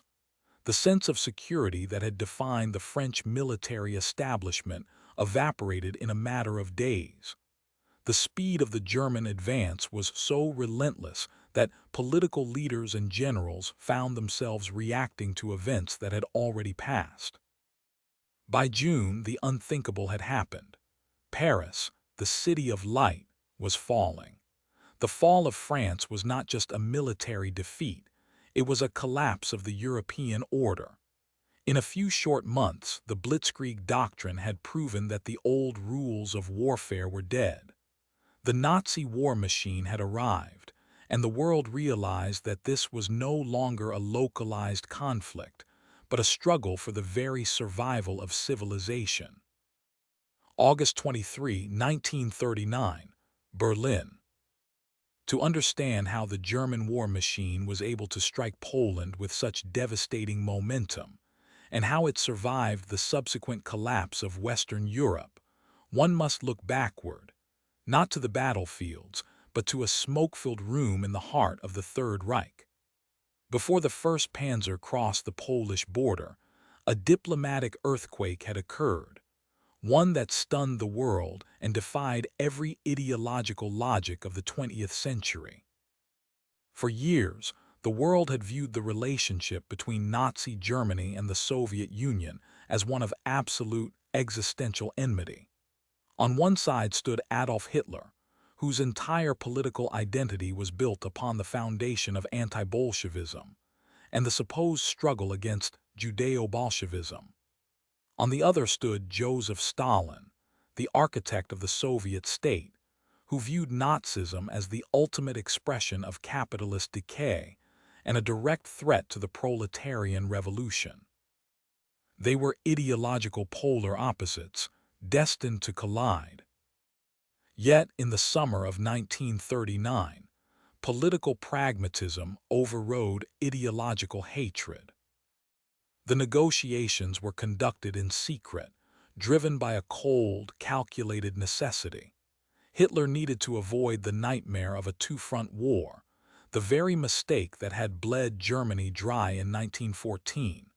He needed a guarantee that if he struck the West, the Soviet Union would remain neutral, or perhaps even act as a silent partner. Stalin, meanwhile, was wary of a looming conflict between the great powers.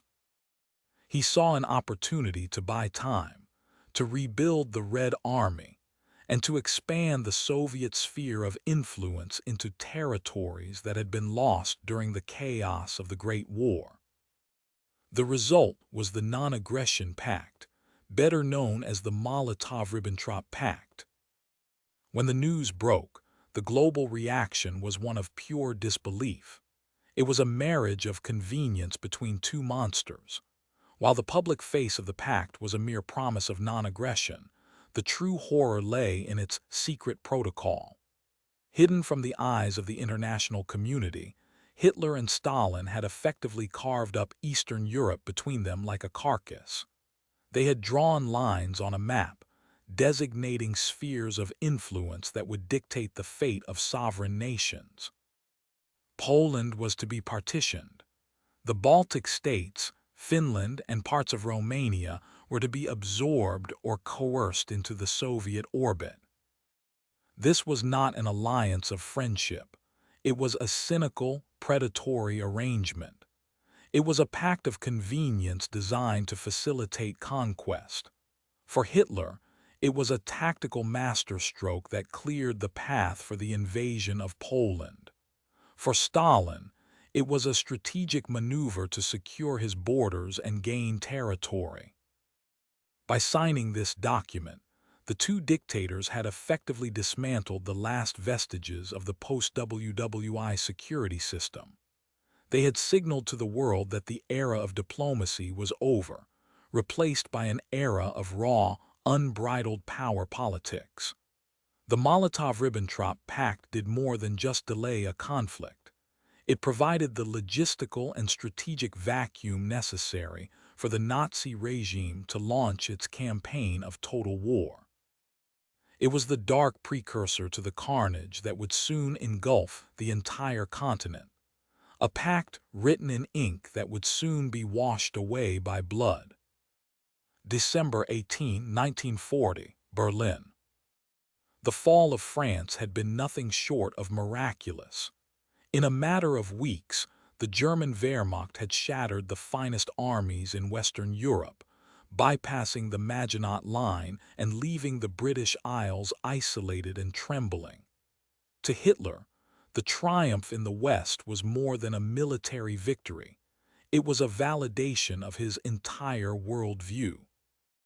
The German soldier had proven himself the master of the continent, and the perceived inferiority of the Slavic peoples and the decay of the Soviet system seemed, in his eyes, ripe for dismantling. The Molotov-Ribbentrop Pact, which had so effectively cleared the path for the conquest of Poland and France, was now an expired instrument of convenience. The ideological tension that had been suppressed by pragmatic diplomacy was reaching a breaking point.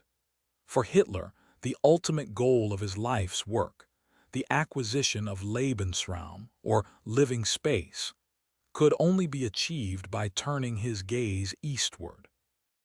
To the Nazi leadership, the Soviet Union was not merely a geopolitical rival, it was the existential enemy. It was the vessel of what they termed Judeo-Bolshevism, a force they believed had to be annihilated to secure the future of the Aryan race. Thus the decision was made. Operation Barbarossa was born. It was to be the largest military undertaking in human history. The scale was almost incomprehensible. Over 3 million soldiers, thousands of tanks, and an armada of aircraft would descend upon the Soviet Union in a singular, crushing blow. The plan was predicated on the doctrine of Blitzkrieg, the lightning war. The German High Command operated under a fatal delusion, that the Soviet state was a rotten edifice that would collapse like a house of cards under the first heavy blow of a German assault. But in making this decision, Hitler was committing the very sin that had doomed the German Empire in the First World War. By preparing to strike the Soviet Union, he was once again courting the catastrophe of a two-front war. While the British remained a potent threat in the West, and the Atlantic remained a contested space, the German war machine was now stretching itself across a continent, divided between the necessity of holding occupied territories in the West and the colossal demand for resources and manpower in the East. The German planners underestimated two critical factors: the sheer, terrifying depth of the Russian landscape and the indomitable resilience of the Soviet people. They prepared for a short, decisive campaign, but they were walking into a vast, unforgiving wilderness that would swallow entire armies. As the preparations reached their fever pitch, the Nazi leadership believed they were orchestrating the final act of their grand design. They believed they were moving toward a new European order built on conquest and racial hierarchy. They did not realize that by crossing that border, they were not just launching an invasion. They were initiating a war of annihilation that would consume the very Reich they sought to protect. The gears of a massive, unstoppable machine were turning, but they were turning toward a precipice from which there would be no return. January 20, 1942, a villa on the shores of Lake Wannsee, Berlin. While the Wehrmacht was bogged down in the brutal, frozen expanses of the Soviet Union, a different kind of war was being waged, one conducted not with tanks and artillery, but with pens, blueprints, and bureaucratic precision. The invasion of the East had fundamentally altered the nature of the Nazi regime. As the German army pushed deeper into Soviet territory, they encountered millions of Jews in territories previously outside of Nazi control. The problem of the Jewish population had transitioned from a matter of domestic persecution to a logistical crisis of continental proportions. The chaos of the Einsatzgruppen, the mobile killing squads following the troops into the East, was effective, but it was messy. It was slow, it was psychologically taxing for the executioners, and it was not efficient enough for the architects of the new order. The Nazi leadership required a system that could match the industrial scale of their territorial ambitions. They needed a solution that was as systematic as the production line of a Krupp factory. On this cold January morning, 15 high-ranking officials from various government departments, including the SS, the Ministry of Justice, and the Ministry of Foreign Affairs, gathered around a conference table. They were not there to debate the morality of murder, nor were they there to discuss the ideology that had fueled their rise. They were there to coordinate the logistics. The meeting, presided over by Reinhard Heydrich, the chief of the Reich Security Main Office, was the moment the Holocaust transitioned from sporadic massacres into a state-sponsored, industrialized program of genocide. The objective was the final solution to the Jewish question. The language used in the minutes of this meeting was chillingly clinical. They spoke of evacuation, treatment, and processing. They discussed the natural reduction of populations.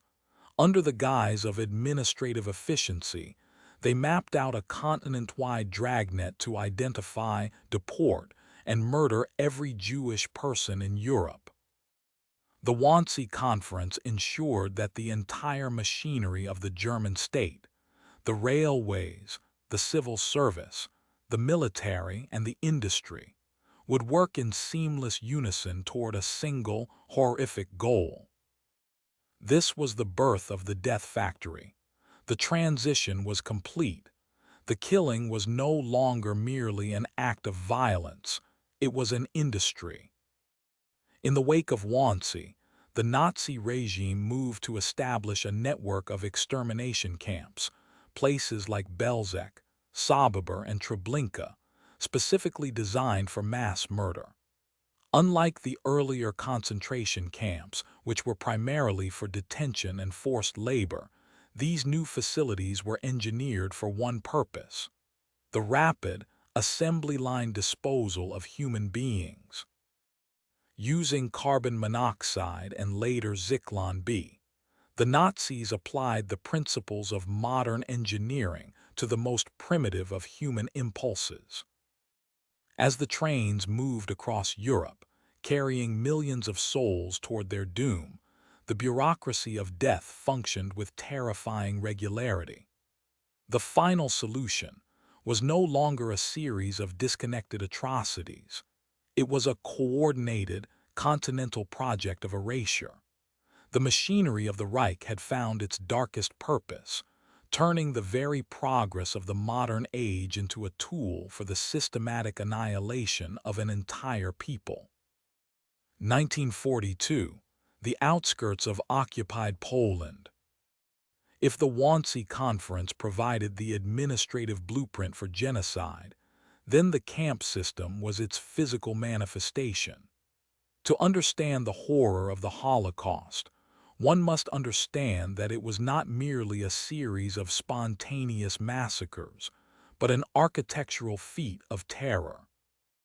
The Nazi regime did not just build prisons. They engineered environments designed to strip away human dignity, facilitate mass murder, and maintain absolute control through psychological and physical attrition. The system was divided into two distinct, yet overlapping architectures: the concentration camps and the extermination camps. The concentration camps, exemplified by Dachau, Buchenwald, and Sachsenhausen, were the first stage of the machinery. Their architecture was defined by the concept of correction through labor and the total subjugation of the individual. These were landscapes of barbed wire, watchtowers, and endless rows of identical wooden or brick barracks. The design was intended to create a sense of permanent visibility and constant surveillance. Here, the architecture of the camp served to dehumanize. The prisoners were processed, stripped of their belongings, shaved of their hair, and assigned numbers. The spatial layout was designed to facilitate the breaking of the human spirit. The cramped, unsanitary dormitories, the communal latrines, and the parade grounds where the individual was swallowed by the mass. In these camps, death was often a byproduct of destruction through labor, where the physical environment, the lack of calories, the exposure to the elements, and the grueling exhaustion was itself a weapon.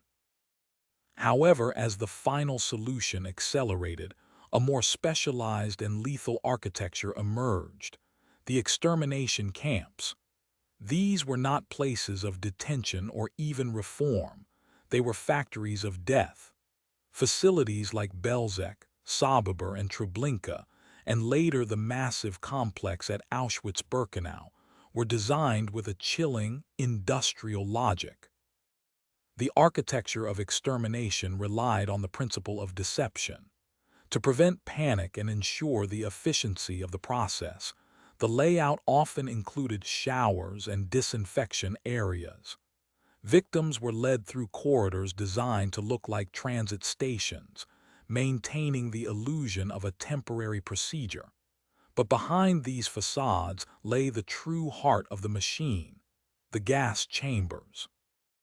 These rooms were engineered for the rapid, lethal dispersal of poison, first carbon monoxide from engine exhaust, and later the highly concentrated pesticide Zyklon B.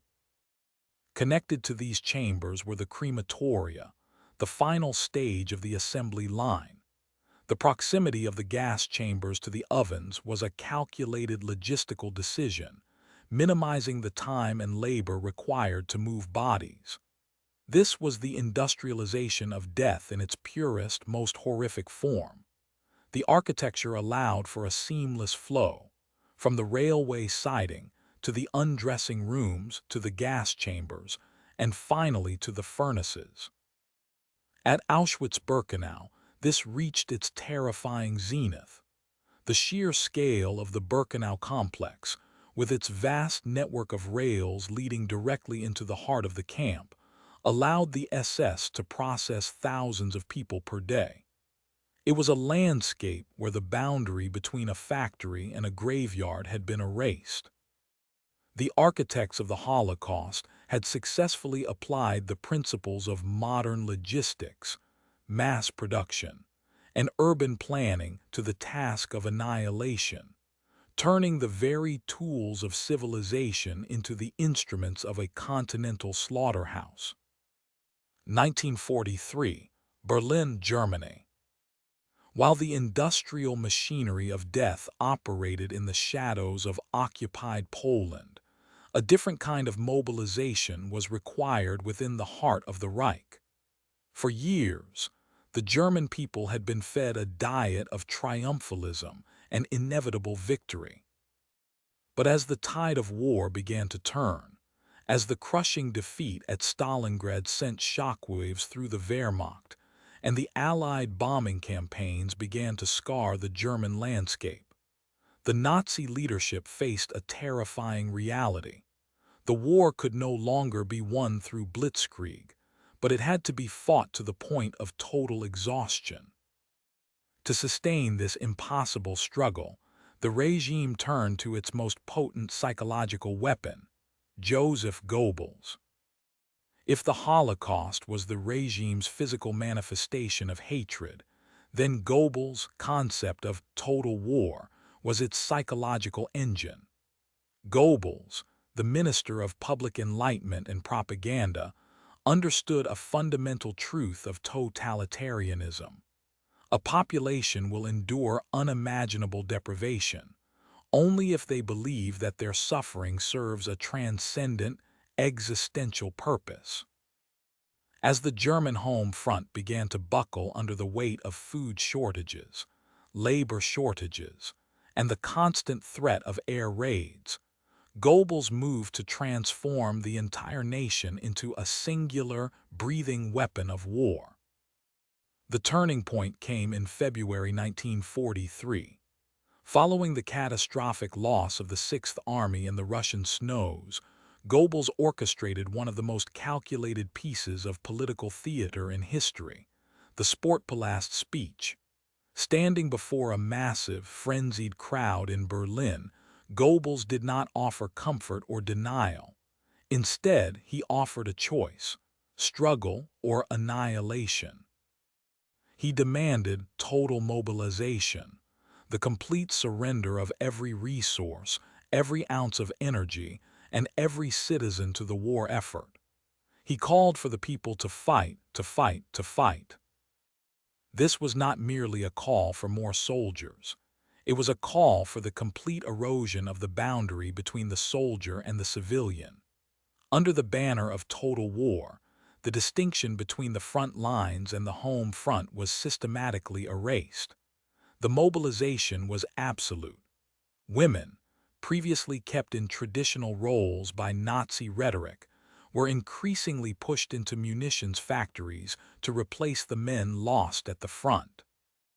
The elderly and the young were pressed into labor. The very fabric of social life was rewoven to serve the needs of the Ministry of Armaments. Goebbels utilized every medium available, radio, film, and the ubiquitous press, to create a state of permanent psychological mobilization. He cultivated a siege mentality, convincing the German public that they were not merely fighting a political conflict, but were engaged in a cosmic struggle for racial survival against Judeo-Bolshevik hordes. By framing the war as an existential fight for existence, Goebbels made dissent feel like treason and sacrifice feel like a holy duty. But total war was a double-edged sword. By demanding everything from the German people, the regime left them with nothing to lose. As the cities burned and the casualties mounted, the propaganda began to lose its grip on reality. Goebbels could manipulate the narrative, but he could not manufacture bread, nor could he stop the inevitable approach of the Allied armies. The mobilization of the home front was a desperate, final attempt to use the power of the mind to compensate for the collapse of the machine. It was the regime's attempt to turn the entire German nation into a suicide pact. August 1943, the Volga River, Stalingrad.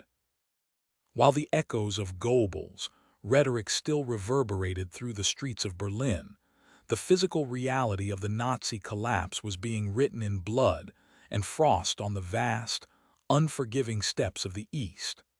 The total war promised to the German people was not a surge of strength, but a desperate attempt to mask a hemorrhage that could not be stopped. The wound had been opened at Stalingrad, and the infection was spreading through the entire Wehrmacht. The Battle of Stalingrad was not merely a military defeat, it was a psychological cataclysm. For months, the German Sixth Army, once the pride of the Blitzkrieg doctrine, had been swallowed by the ruins of a city that refused to die. In the claustrophobic, visceral combat of Rattenkrieg, the War of Rats, the tactical superiority of the German machine was nullified by the rubble and the relentless, grinding determination of the Soviet Red Army. When the Soviet encirclement finally tightened, it didn't just trap men, it trapped the myth of German invincibility. By early 1943, the surrender of Field Marshal Friedrich Paulus and his remaining troops signaled a fundamental shift in the geometry of the war. The strategic initiative, which had belonged to the Axis since the invasion of Poland, had passed irrevocably into the hands of the Soviet Union. The German army was no longer an unstoppable force of conquest. It was a retreating entity, desperately trying to hold a line that was constantly fracturing. The implications of Stalingrad rippled across every front. In the Caucasus, the dream of seizing Soviet oil evaporated. In North Africa, the tide was turning toward the Allies. The Nazi leadership, once emboldened by rapid expansions, now found itself trapped in a defensive posture that was fundamentally incompatible with their ideology of Lebensraum.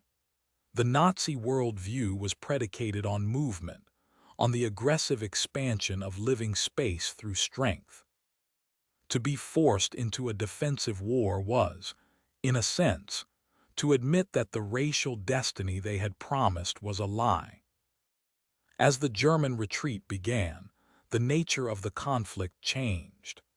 The war became one of attrition, a brutal race to see if the German industrial machine and the fanaticism of the Nazi state could outlast the combined weight of the Soviet Union, the United States, and the British Empire. But the math was no longer in Germany's favor. The sheer scale of Soviet manpower, combined with the overwhelming industrial output of the Western Allies, meant that every German retreat was more costly than the last. For the individual soldier, the retreat was a descent into a nightmare of logistical collapse and constant fear. For the Nazi leadership, it was the beginning of a frantic, violent pivot. As the front lines moved closer to the borders of the Reich, the regime's response was to radicalize further. They could not win through conventional military superiority, so they doubled down on terror, on the scorched earth policies that would devastate the very lands they sought to control, and on the desperate hope that the sheer brutality of their regime would force a negotiated peace. But there would be no peace. The victory at Stalingrad had proven that the Nazi juggernaut could be broken. The retreat from the Volga was not just a movement of troops, it was the beginning of the end for the Third Reich. The tide had turned, and the long, bloody journey toward the heart of Germany had begun. Spring 1945, the liberated territories of Poland and Germany. As the Allied armies, the Soviet Red Army from the east and the Western Allies from the west, pushed relentlessly toward the heart of the Third Reich, they were not merely advancing toward a military victory. They were stumbling, almost by accident, into a nightmare that the world had previously believed impossible.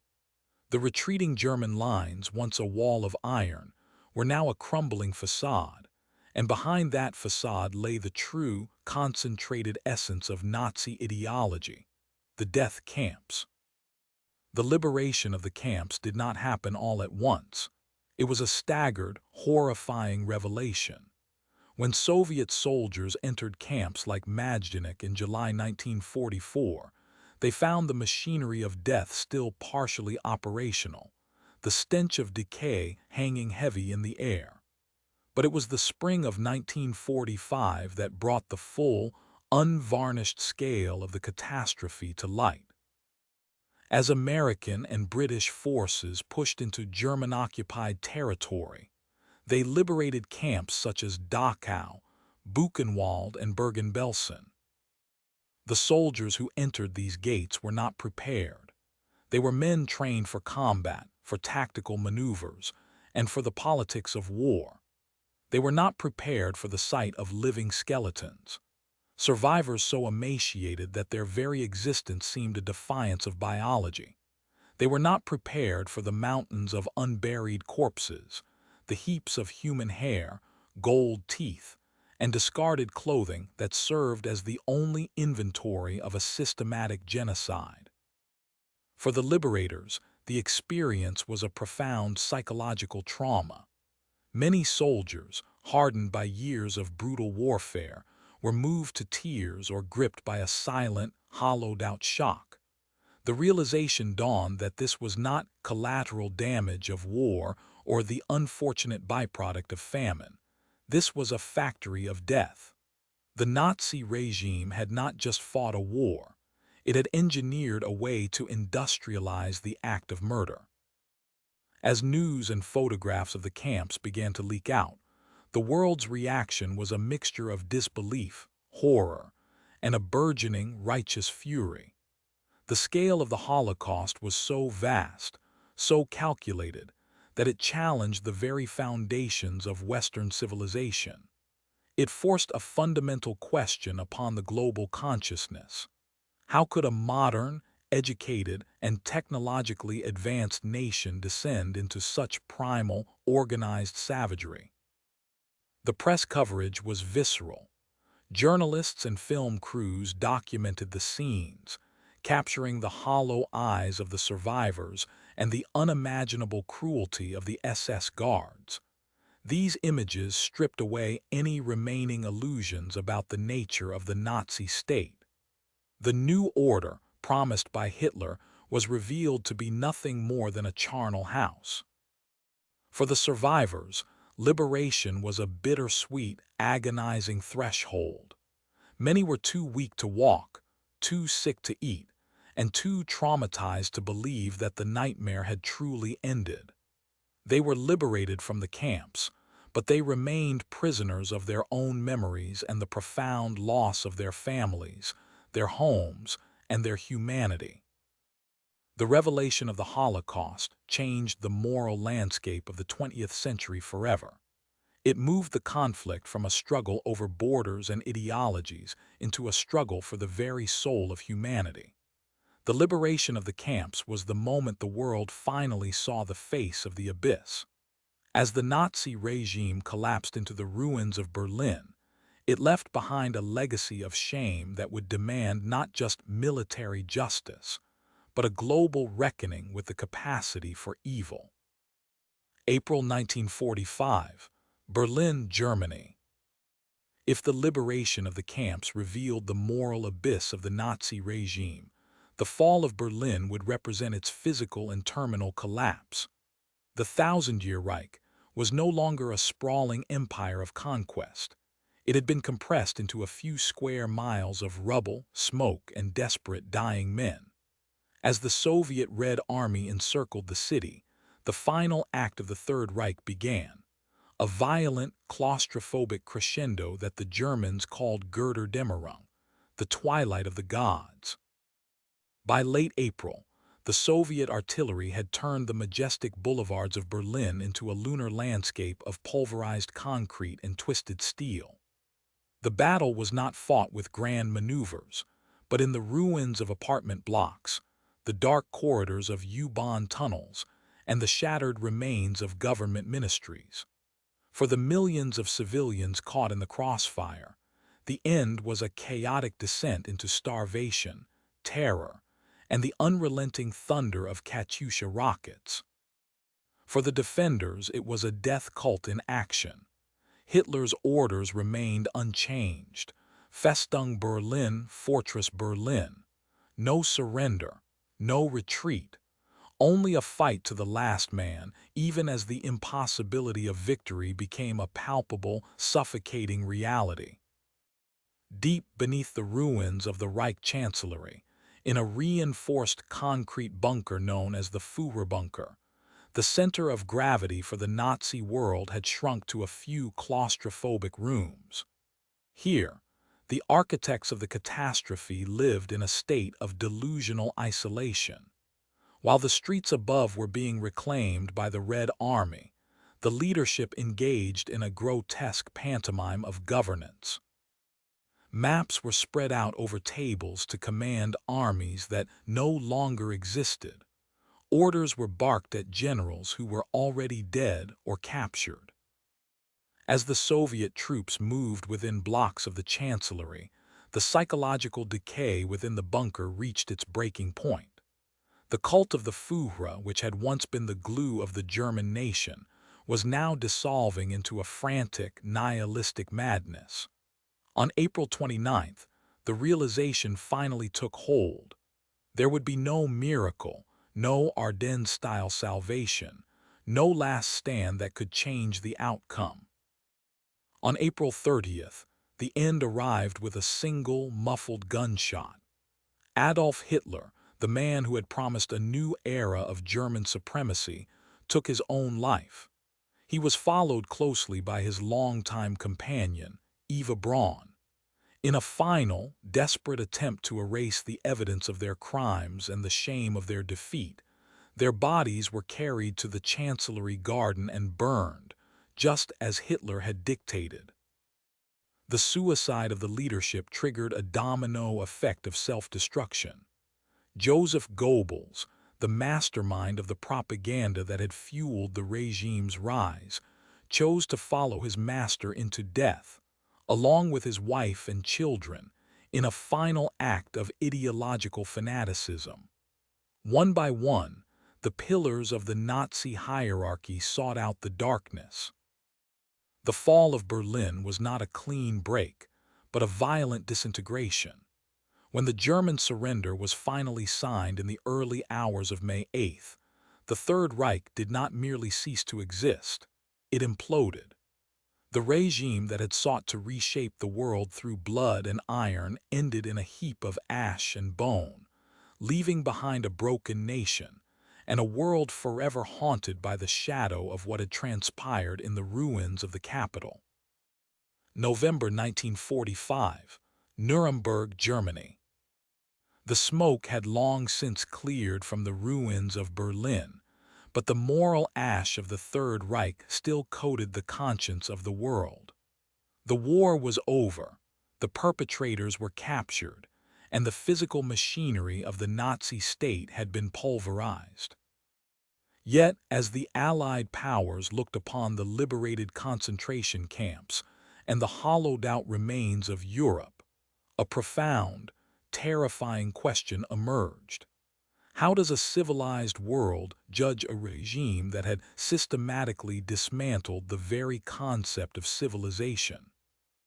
The setting for this unprecedented confrontation was Nuremberg. It was a city chosen with surgical precision. It was not only the symbolic heart of Nazi propaganda, having hosted the massive, choreographed rallies of the NSDAP, but it was also one of the few major German cities that had escaped total destruction. The Palace of Justice stood ready to serve as the stage for a legal experiment that would determine whether the victors would act as executioners or as arbiters of justice. The International Military Tribunal was composed of judges from the four major Allied powers: the United States, the United Kingdom, the Soviet Union, and France. Their task was monumental. They were not merely trying individuals for the traditional crimes of war, such as aggression or the violation of international treaties. They were tasked with addressing something far more profound and, at the time, legally nebulous: the systematic, state-sponsored slaughter of millions based on ideology. As the trials commenced, the defense argued that the defendants were merely following the laws of their own sovereign state, that they were soldiers and bureaucrats performing their duties. This was the superior order's defense, the claim that they were cogs in a machine, devoid of individual agency. But the prosecution, led by men like the American Robert Jackson, sought to pierce this shield of state sovereignty. They aimed to establish that there are certain laws that transcend the commands of any government, laws that protect the fundamental essence of humanity itself. It was during these proceedings that the world heard the term crimes against humanity, articulated with terrifying clarity. The prosecution argued that the Nazi regime had not just waged war, but had committed atrocities against its own citizens and those under its control, crimes of persecution, enslavement, and extermination that shocked the human soul. They sought to prove that when a state turns its entire administrative apparatus toward the industrialization of death, it forfeits its right to legal immunity. The evidence presented was staggering. It was not merely the testimony of traumatized survivors, but a mountain of the Nazis' own meticulous documentation. The very paper trails used to organize the Holocaust became the primary weapons used to convict its architects.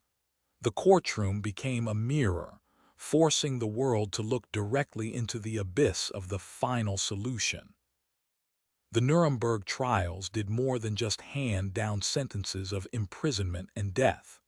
They laid the cornerstone for modern international law by establishing that individuals, regardless of their rank or office, could be held personally accountable for crimes against humanity. Nuremberg fundamentally altered the relationship between the state and the individual. It signaled the end of an era where a leader could hide behind a flag to mask a massacre. The shadow of the swastika was finally being confronted not with mere vengeance, but with the cold, enduring light of justice. May 1945, Berlin, Germany. As the gavel fell in the courtrooms of Nuremberg, a much larger, more chaotic, and perhaps more difficult struggle was unfolding across the shattered landscape of the German nation. If the Nuremberg trials were the attempt to punish the architects of the crime, then denazification was the attempt to excise the ideology from the soul of the people. The Allied powers, the United States, Great Britain, the Soviet Union, and France, faced a dilemma of unprecedented proportions. They were not merely occupying a defeated enemy. They were occupying a society that had been fundamentally rewired. For 12 years, every school book, every newspaper, every radio broadcast, and every legal statute had been saturated with National Socialist doctrine. The question was no longer just how to rebuild cities, but how to rebuild a people. How do you reconstruct a democracy in a land where the very concept of democratic thought had been systematically eradicated? The process of denazification was designed to be a comprehensive cleansing. It was categorized into several stages, ranging from the removal of high-ranking officials to the scrutiny of the average citizen. Under the guidance of the Allied Control Council, the process sought to purge Nazi influence from the judiciary, the civil service, the press, and the educational system. Millions of Germans were required to fill out Fragebögen, lengthy, intrusive questionnaires designed to trace their involvement with the NSDAP, the SS, or the Gestapo. The classification system was rigid and at times blunt. Citizens were categorized into 5 groups: major offenders, lesser offenders, followers, and exonerated persons. For the major offenders, the consequences were severe: execution, life imprisonment, or heavy fines. But as the process moved down the scale, the logistical nightmare of the Allied occupation began to show its cracks. By 1946, the The idealism of the early occupation began to collide with the grim reality of a starving, broken Germany. The sheer scale of the task was overwhelming. There were millions of followers, the people who had not pulled the trigger or signed the death warrants, but who had cheered the rallies, joined the party for career advancement, or simply looked the other way. To punish every person who had ever held a party membership card was a mathematical impossibility. To let them all go was a moral compromise that stung the conscience of the liberated. This tension created a profound friction between the occupying powers. The Western allies, particularly the Americans, began to realize that a permanent state of purging would prevent the very stability they sought to establish. They faced a paradox. To build a stable, democratic West Germany, they needed a functioning bureaucracy, a working police force, and an educated middle class, many of whom had been trained under the Nazi regime. As the Cold War began to cast its long, chilling shadow across Europe, the priorities shifted. The need to rebuild Germany as a bulwark against Soviet expansionism began to outweigh the impulse for total purification. The focus moved from punishment to reconstruction. The cleansing slowed and the rebuilding accelerated. Denazification would never be a perfect process. It was a messy, imperfect, and often compromised attempt to perform a psychological autopsy on a nation. It proved that while laws can be rewritten and leaders can be tried, the process of unlearning a hatred is a generational struggle. 1949, Berlin, Germany. As the dust of the Second World War settled and the initial fever of denazification began to wane, the dream of a unified, reconstructed Germany dissolved into a much harsher reality. The geopolitical fault lines of the burgeoning Cold War did not just split Europe, they tore through the very heart of the German soul. The nation was no longer a single entity undergoing a singular process of recovery.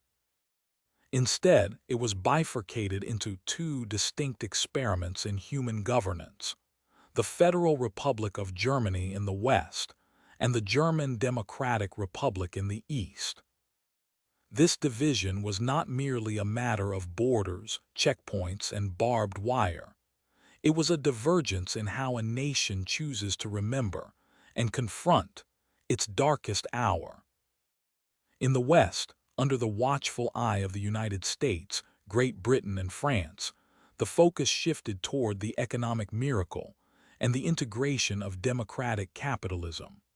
The Western approach to the Nazi legacy was characterized by a complex, often uncomfortable pragmatism. As the Cold War intensified, the West needed West Germany as a stable, prosperous ally against the Soviet bloc. This necessity led to a period of selective forgetting. While the high-ranking monsters were prosecuted, many mid-level bureaucrats, judges, and educators, men who had served the Third Reich, were reintegrated into the new democratic institutions to ensure the state could actually function. For many in the West, the goal was to build a new Germany that looked forward, often at the expense of a deep, painful reckoning with the complicity of the ordinary citizen. However, across the Iron Curtain, the Soviet Union was orchestrating a different kind of reckoning. In the East, the German Democratic Republic was founded on the explicit premise of anti-fascism. The Nazi regime was portrayed not merely as a political failure, but as the ultimate expression of capitalist greed and imperialist aggression. In the eyes of the East German state, the struggle against Nazism was the foundational myth of their new socialist identity. By labeling the entire Nazi era as a product of the old capitalist order, the SED, the ruling Socialist Unity Party, could claim a moral high ground. They argued that by destroying capitalism, they had inherently destroyed the roots of fascism. This created a profound psychological divide. In the West, the struggle was one of individual accountability and the slow, agonizing integration of democratic values into a skeptical populace. In the East, the struggle was one of state-mandated identity, where the memory of the Nazi past was weaponized to legitimize a new, authoritarian socialist reality. While the West struggled with the guilt of reintegrating former party members, the East struggled with the hypocrisy of using anti-fascism to mask its own burgeoning totalitarianism. One side sought stability through continuity, the other sought legitimacy through total rupture. For 40 years, these two Germanys lived in parallel universes. They spoke the same language, shared the same blood, and inhabited the same geography, yet they were separated by a wall of ideology that dictated how they viewed their own history. The Nazi legacy, rather than being a shared burden to be carried together, became a tool of division, a mirror in which each side saw only the flaws of the other. The wound of the Third Reich had not just broken the country, it had provided the blueprint for its fragmentation. 1989, Berlin, Germany. As the Berlin Wall fell and the geopolitical division of the Cold War dissolved, the German people were faced with a monumental, singular task. The reunification of the nation was not merely an administrative or economic merger. It was a psychological collision. Two different ways of remembering, one built on the pragmatic silence of the West and the other on the ideological myth-making of the East, were suddenly forced to occupy the same space. This was the beginning of a profound and difficult era of Vergangenheitsbewältigung, the struggle to overcome, process, and master the burden of the past. In the decades following the war, Germany had transitioned from a period of selective forgetting to a culture of active remembrance. This was not a sudden epiphany, but a slow, painful evolution driven by a new generation, the 68 ers, who began to look their parents and teachers in the eye and ask the forbidden questions. What did you do during the war? This generational revolt fundamentally altered the German landscape. It moved the conversation from the courtroom to the classroom, and from the halls of government to the streets. Memory was no longer something to be managed by the state. It became a civic duty. This shift gave rise to what scholars call the culture of remembrance. Today, this culture is etched into the very physical fabric of the German nation. It is an architecture of memory, designed to ensure that the horrors of the Third Reich are never relegated to the footnotes of history. Nowhere is this more visceral than in the heart of Berlin. At the site of the former Reich Chancellery, once the seat of Hitler's power, stands the Denkmal für die ermordeten Juden Europas, the memorial to the murdered Jews of Europe. Its 53 concrete slabs, rising and falling like a wave of gray stone, create a labyrinthine sense of disorientation and isolation.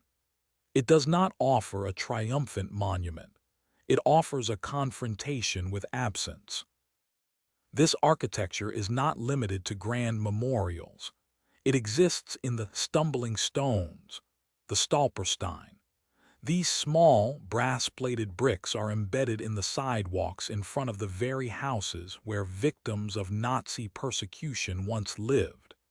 As pedestrians walk through their daily lives, they literally stumble upon the names and fates of the vanished. It is a way of reinserting the victims into the geography of the living, proving that the Holocaust did not happen in a vacuum, but in the middle of ordinary neighborhoods. Modern Germany's approach is defined by this refusal to look away. The state has institutionalized the duty to remember, funding museums, archives, and educational programs that treat the Nazi era not as a closed chapter, but as a continuous warning. This is a heavy, constant burden. To live in Germany is to live in the shadow of a profound moral debt. Yet this process is not without its tensions. As the country faces new challenges, rising extremism, the resurgence of far-right movements, and debates over migration, the question of Vergangenheitsbewältigung remains more relevant than ever. The architecture of memory serves as more than just a tribute to the dead. It serves as a structural defense for the living, a constant, concrete reminder of the fragility of democracy and the catastrophic cost of silence. 2024 Global. Despite the monumental efforts of the German state to institutionalize remembrance, the shadows of the Third Reich have proven remarkably resilient. History suggests that while regimes can be dismantled, ideologies are more fluid. They do not always die with their leaders. Instead, they undergo a process of mutation.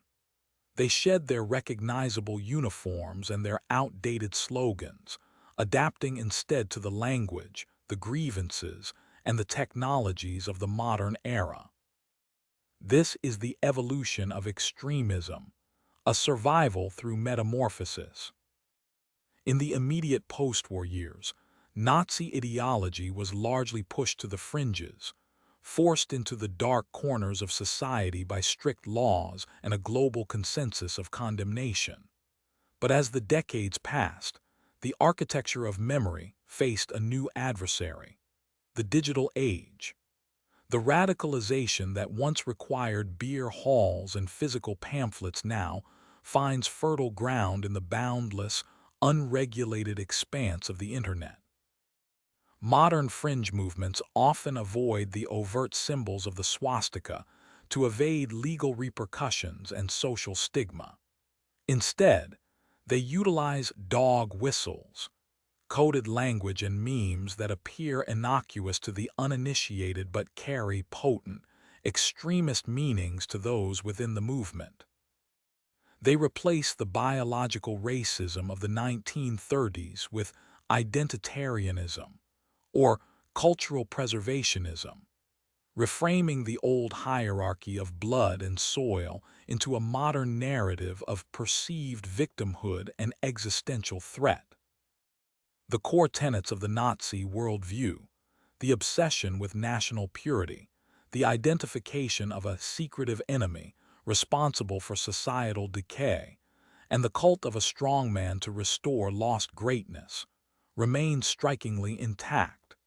They have simply been recalibrated for a globalized world.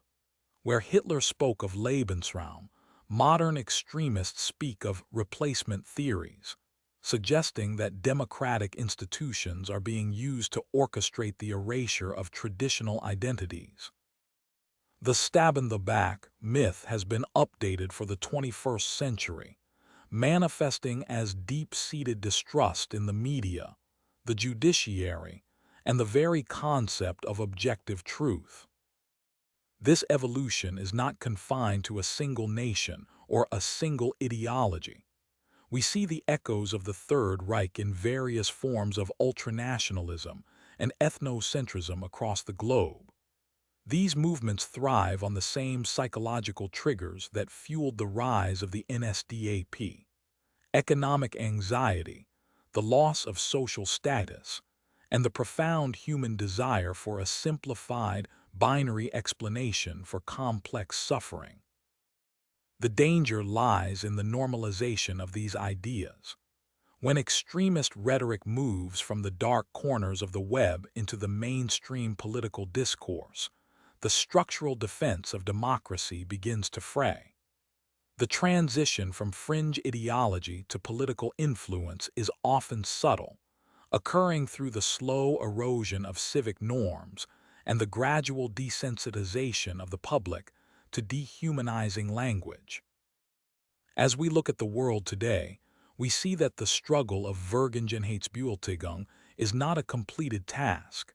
It is a continuous, active defense.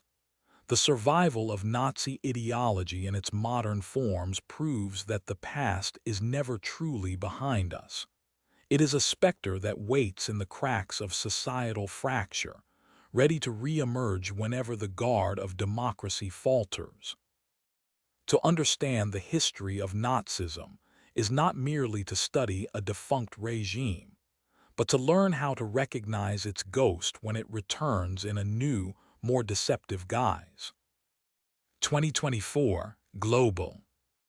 The history of National Socialism is not a closed book.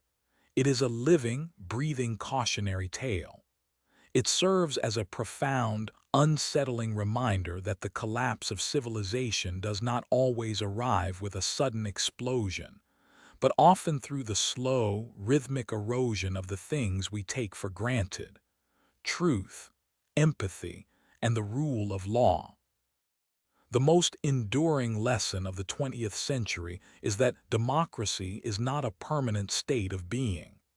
It is a fragile equilibrium, a social contract that requires constant, active maintenance. The rise of the Nazi regime demonstrated that a democratic state can be used to dismantle democracy itself. It showed how a legal framework, when combined with a pervasive sense of national humiliation and economic desperation, can be weaponized to grant absolute power to those who seek to destroy it. We must understand that the tools of liberation can, in the hands of the radicalized, become the tools of subjugation. Furthermore, the Holocaust teaches us the terrifying efficiency of dehumanization. The machinery of death did not begin with gas chambers. It began with words. It began with the subtle distinction between us and them, the categorization of neighbors as subhuman, and the gradual stripping away of the moral obligation to recognize the dignity of the individual. When a society begins to view certain groups not as fellow citizens, but as abstract threats or biological impurities, the threshold for violence is lowered. The lesson here is that the defense of human rights is not a luxury of peace, but a necessity for the prevention of catastrophe. Once the process of dehumanization gains momentum, it becomes a runaway train that even the most moderate voices struggle to derail. We must also confront the psychological reality of the strongman myth. The cult of the Fuhrer flourished because it offered a seductive simplicity in an era of overwhelming complexity. It promised a singular will to cut through the chaos of parliamentary debate and economic instability. The history of the Third Reich warns us that the desire for a savior is often a precursor to the loss of agency. When a population trades its political complexity and its individual liberties for the promise of order and national greatness, they often find they have traded away their very humanity. Finally, the history of Nazism teaches us the danger of apathy and the myth of "it can't happen here." Totalitarianism does not always arrive via a coup d'etat. It can seep into the foundations of a nation through the normalization of extremism and the erosion of civic truth. It thrives in the silence of the bystander and the exhaustion of the disillusioned. As we close this chronicle, we must realize that studying this dark chapter is not an exercise in morbid fascination. It is an act of vigilance. The shadows cast by the swastika serve as a permanent warning that the capacity for evil is not a relic of a bygone era, but a latent potential within the human condition. The duty of every generation is to recognize the early symptoms of decay, the rhetoric of hate, the cult of personality, and the abandonment of truth, and to fortify the structures of democracy before the shadows grow long enough to consume the light.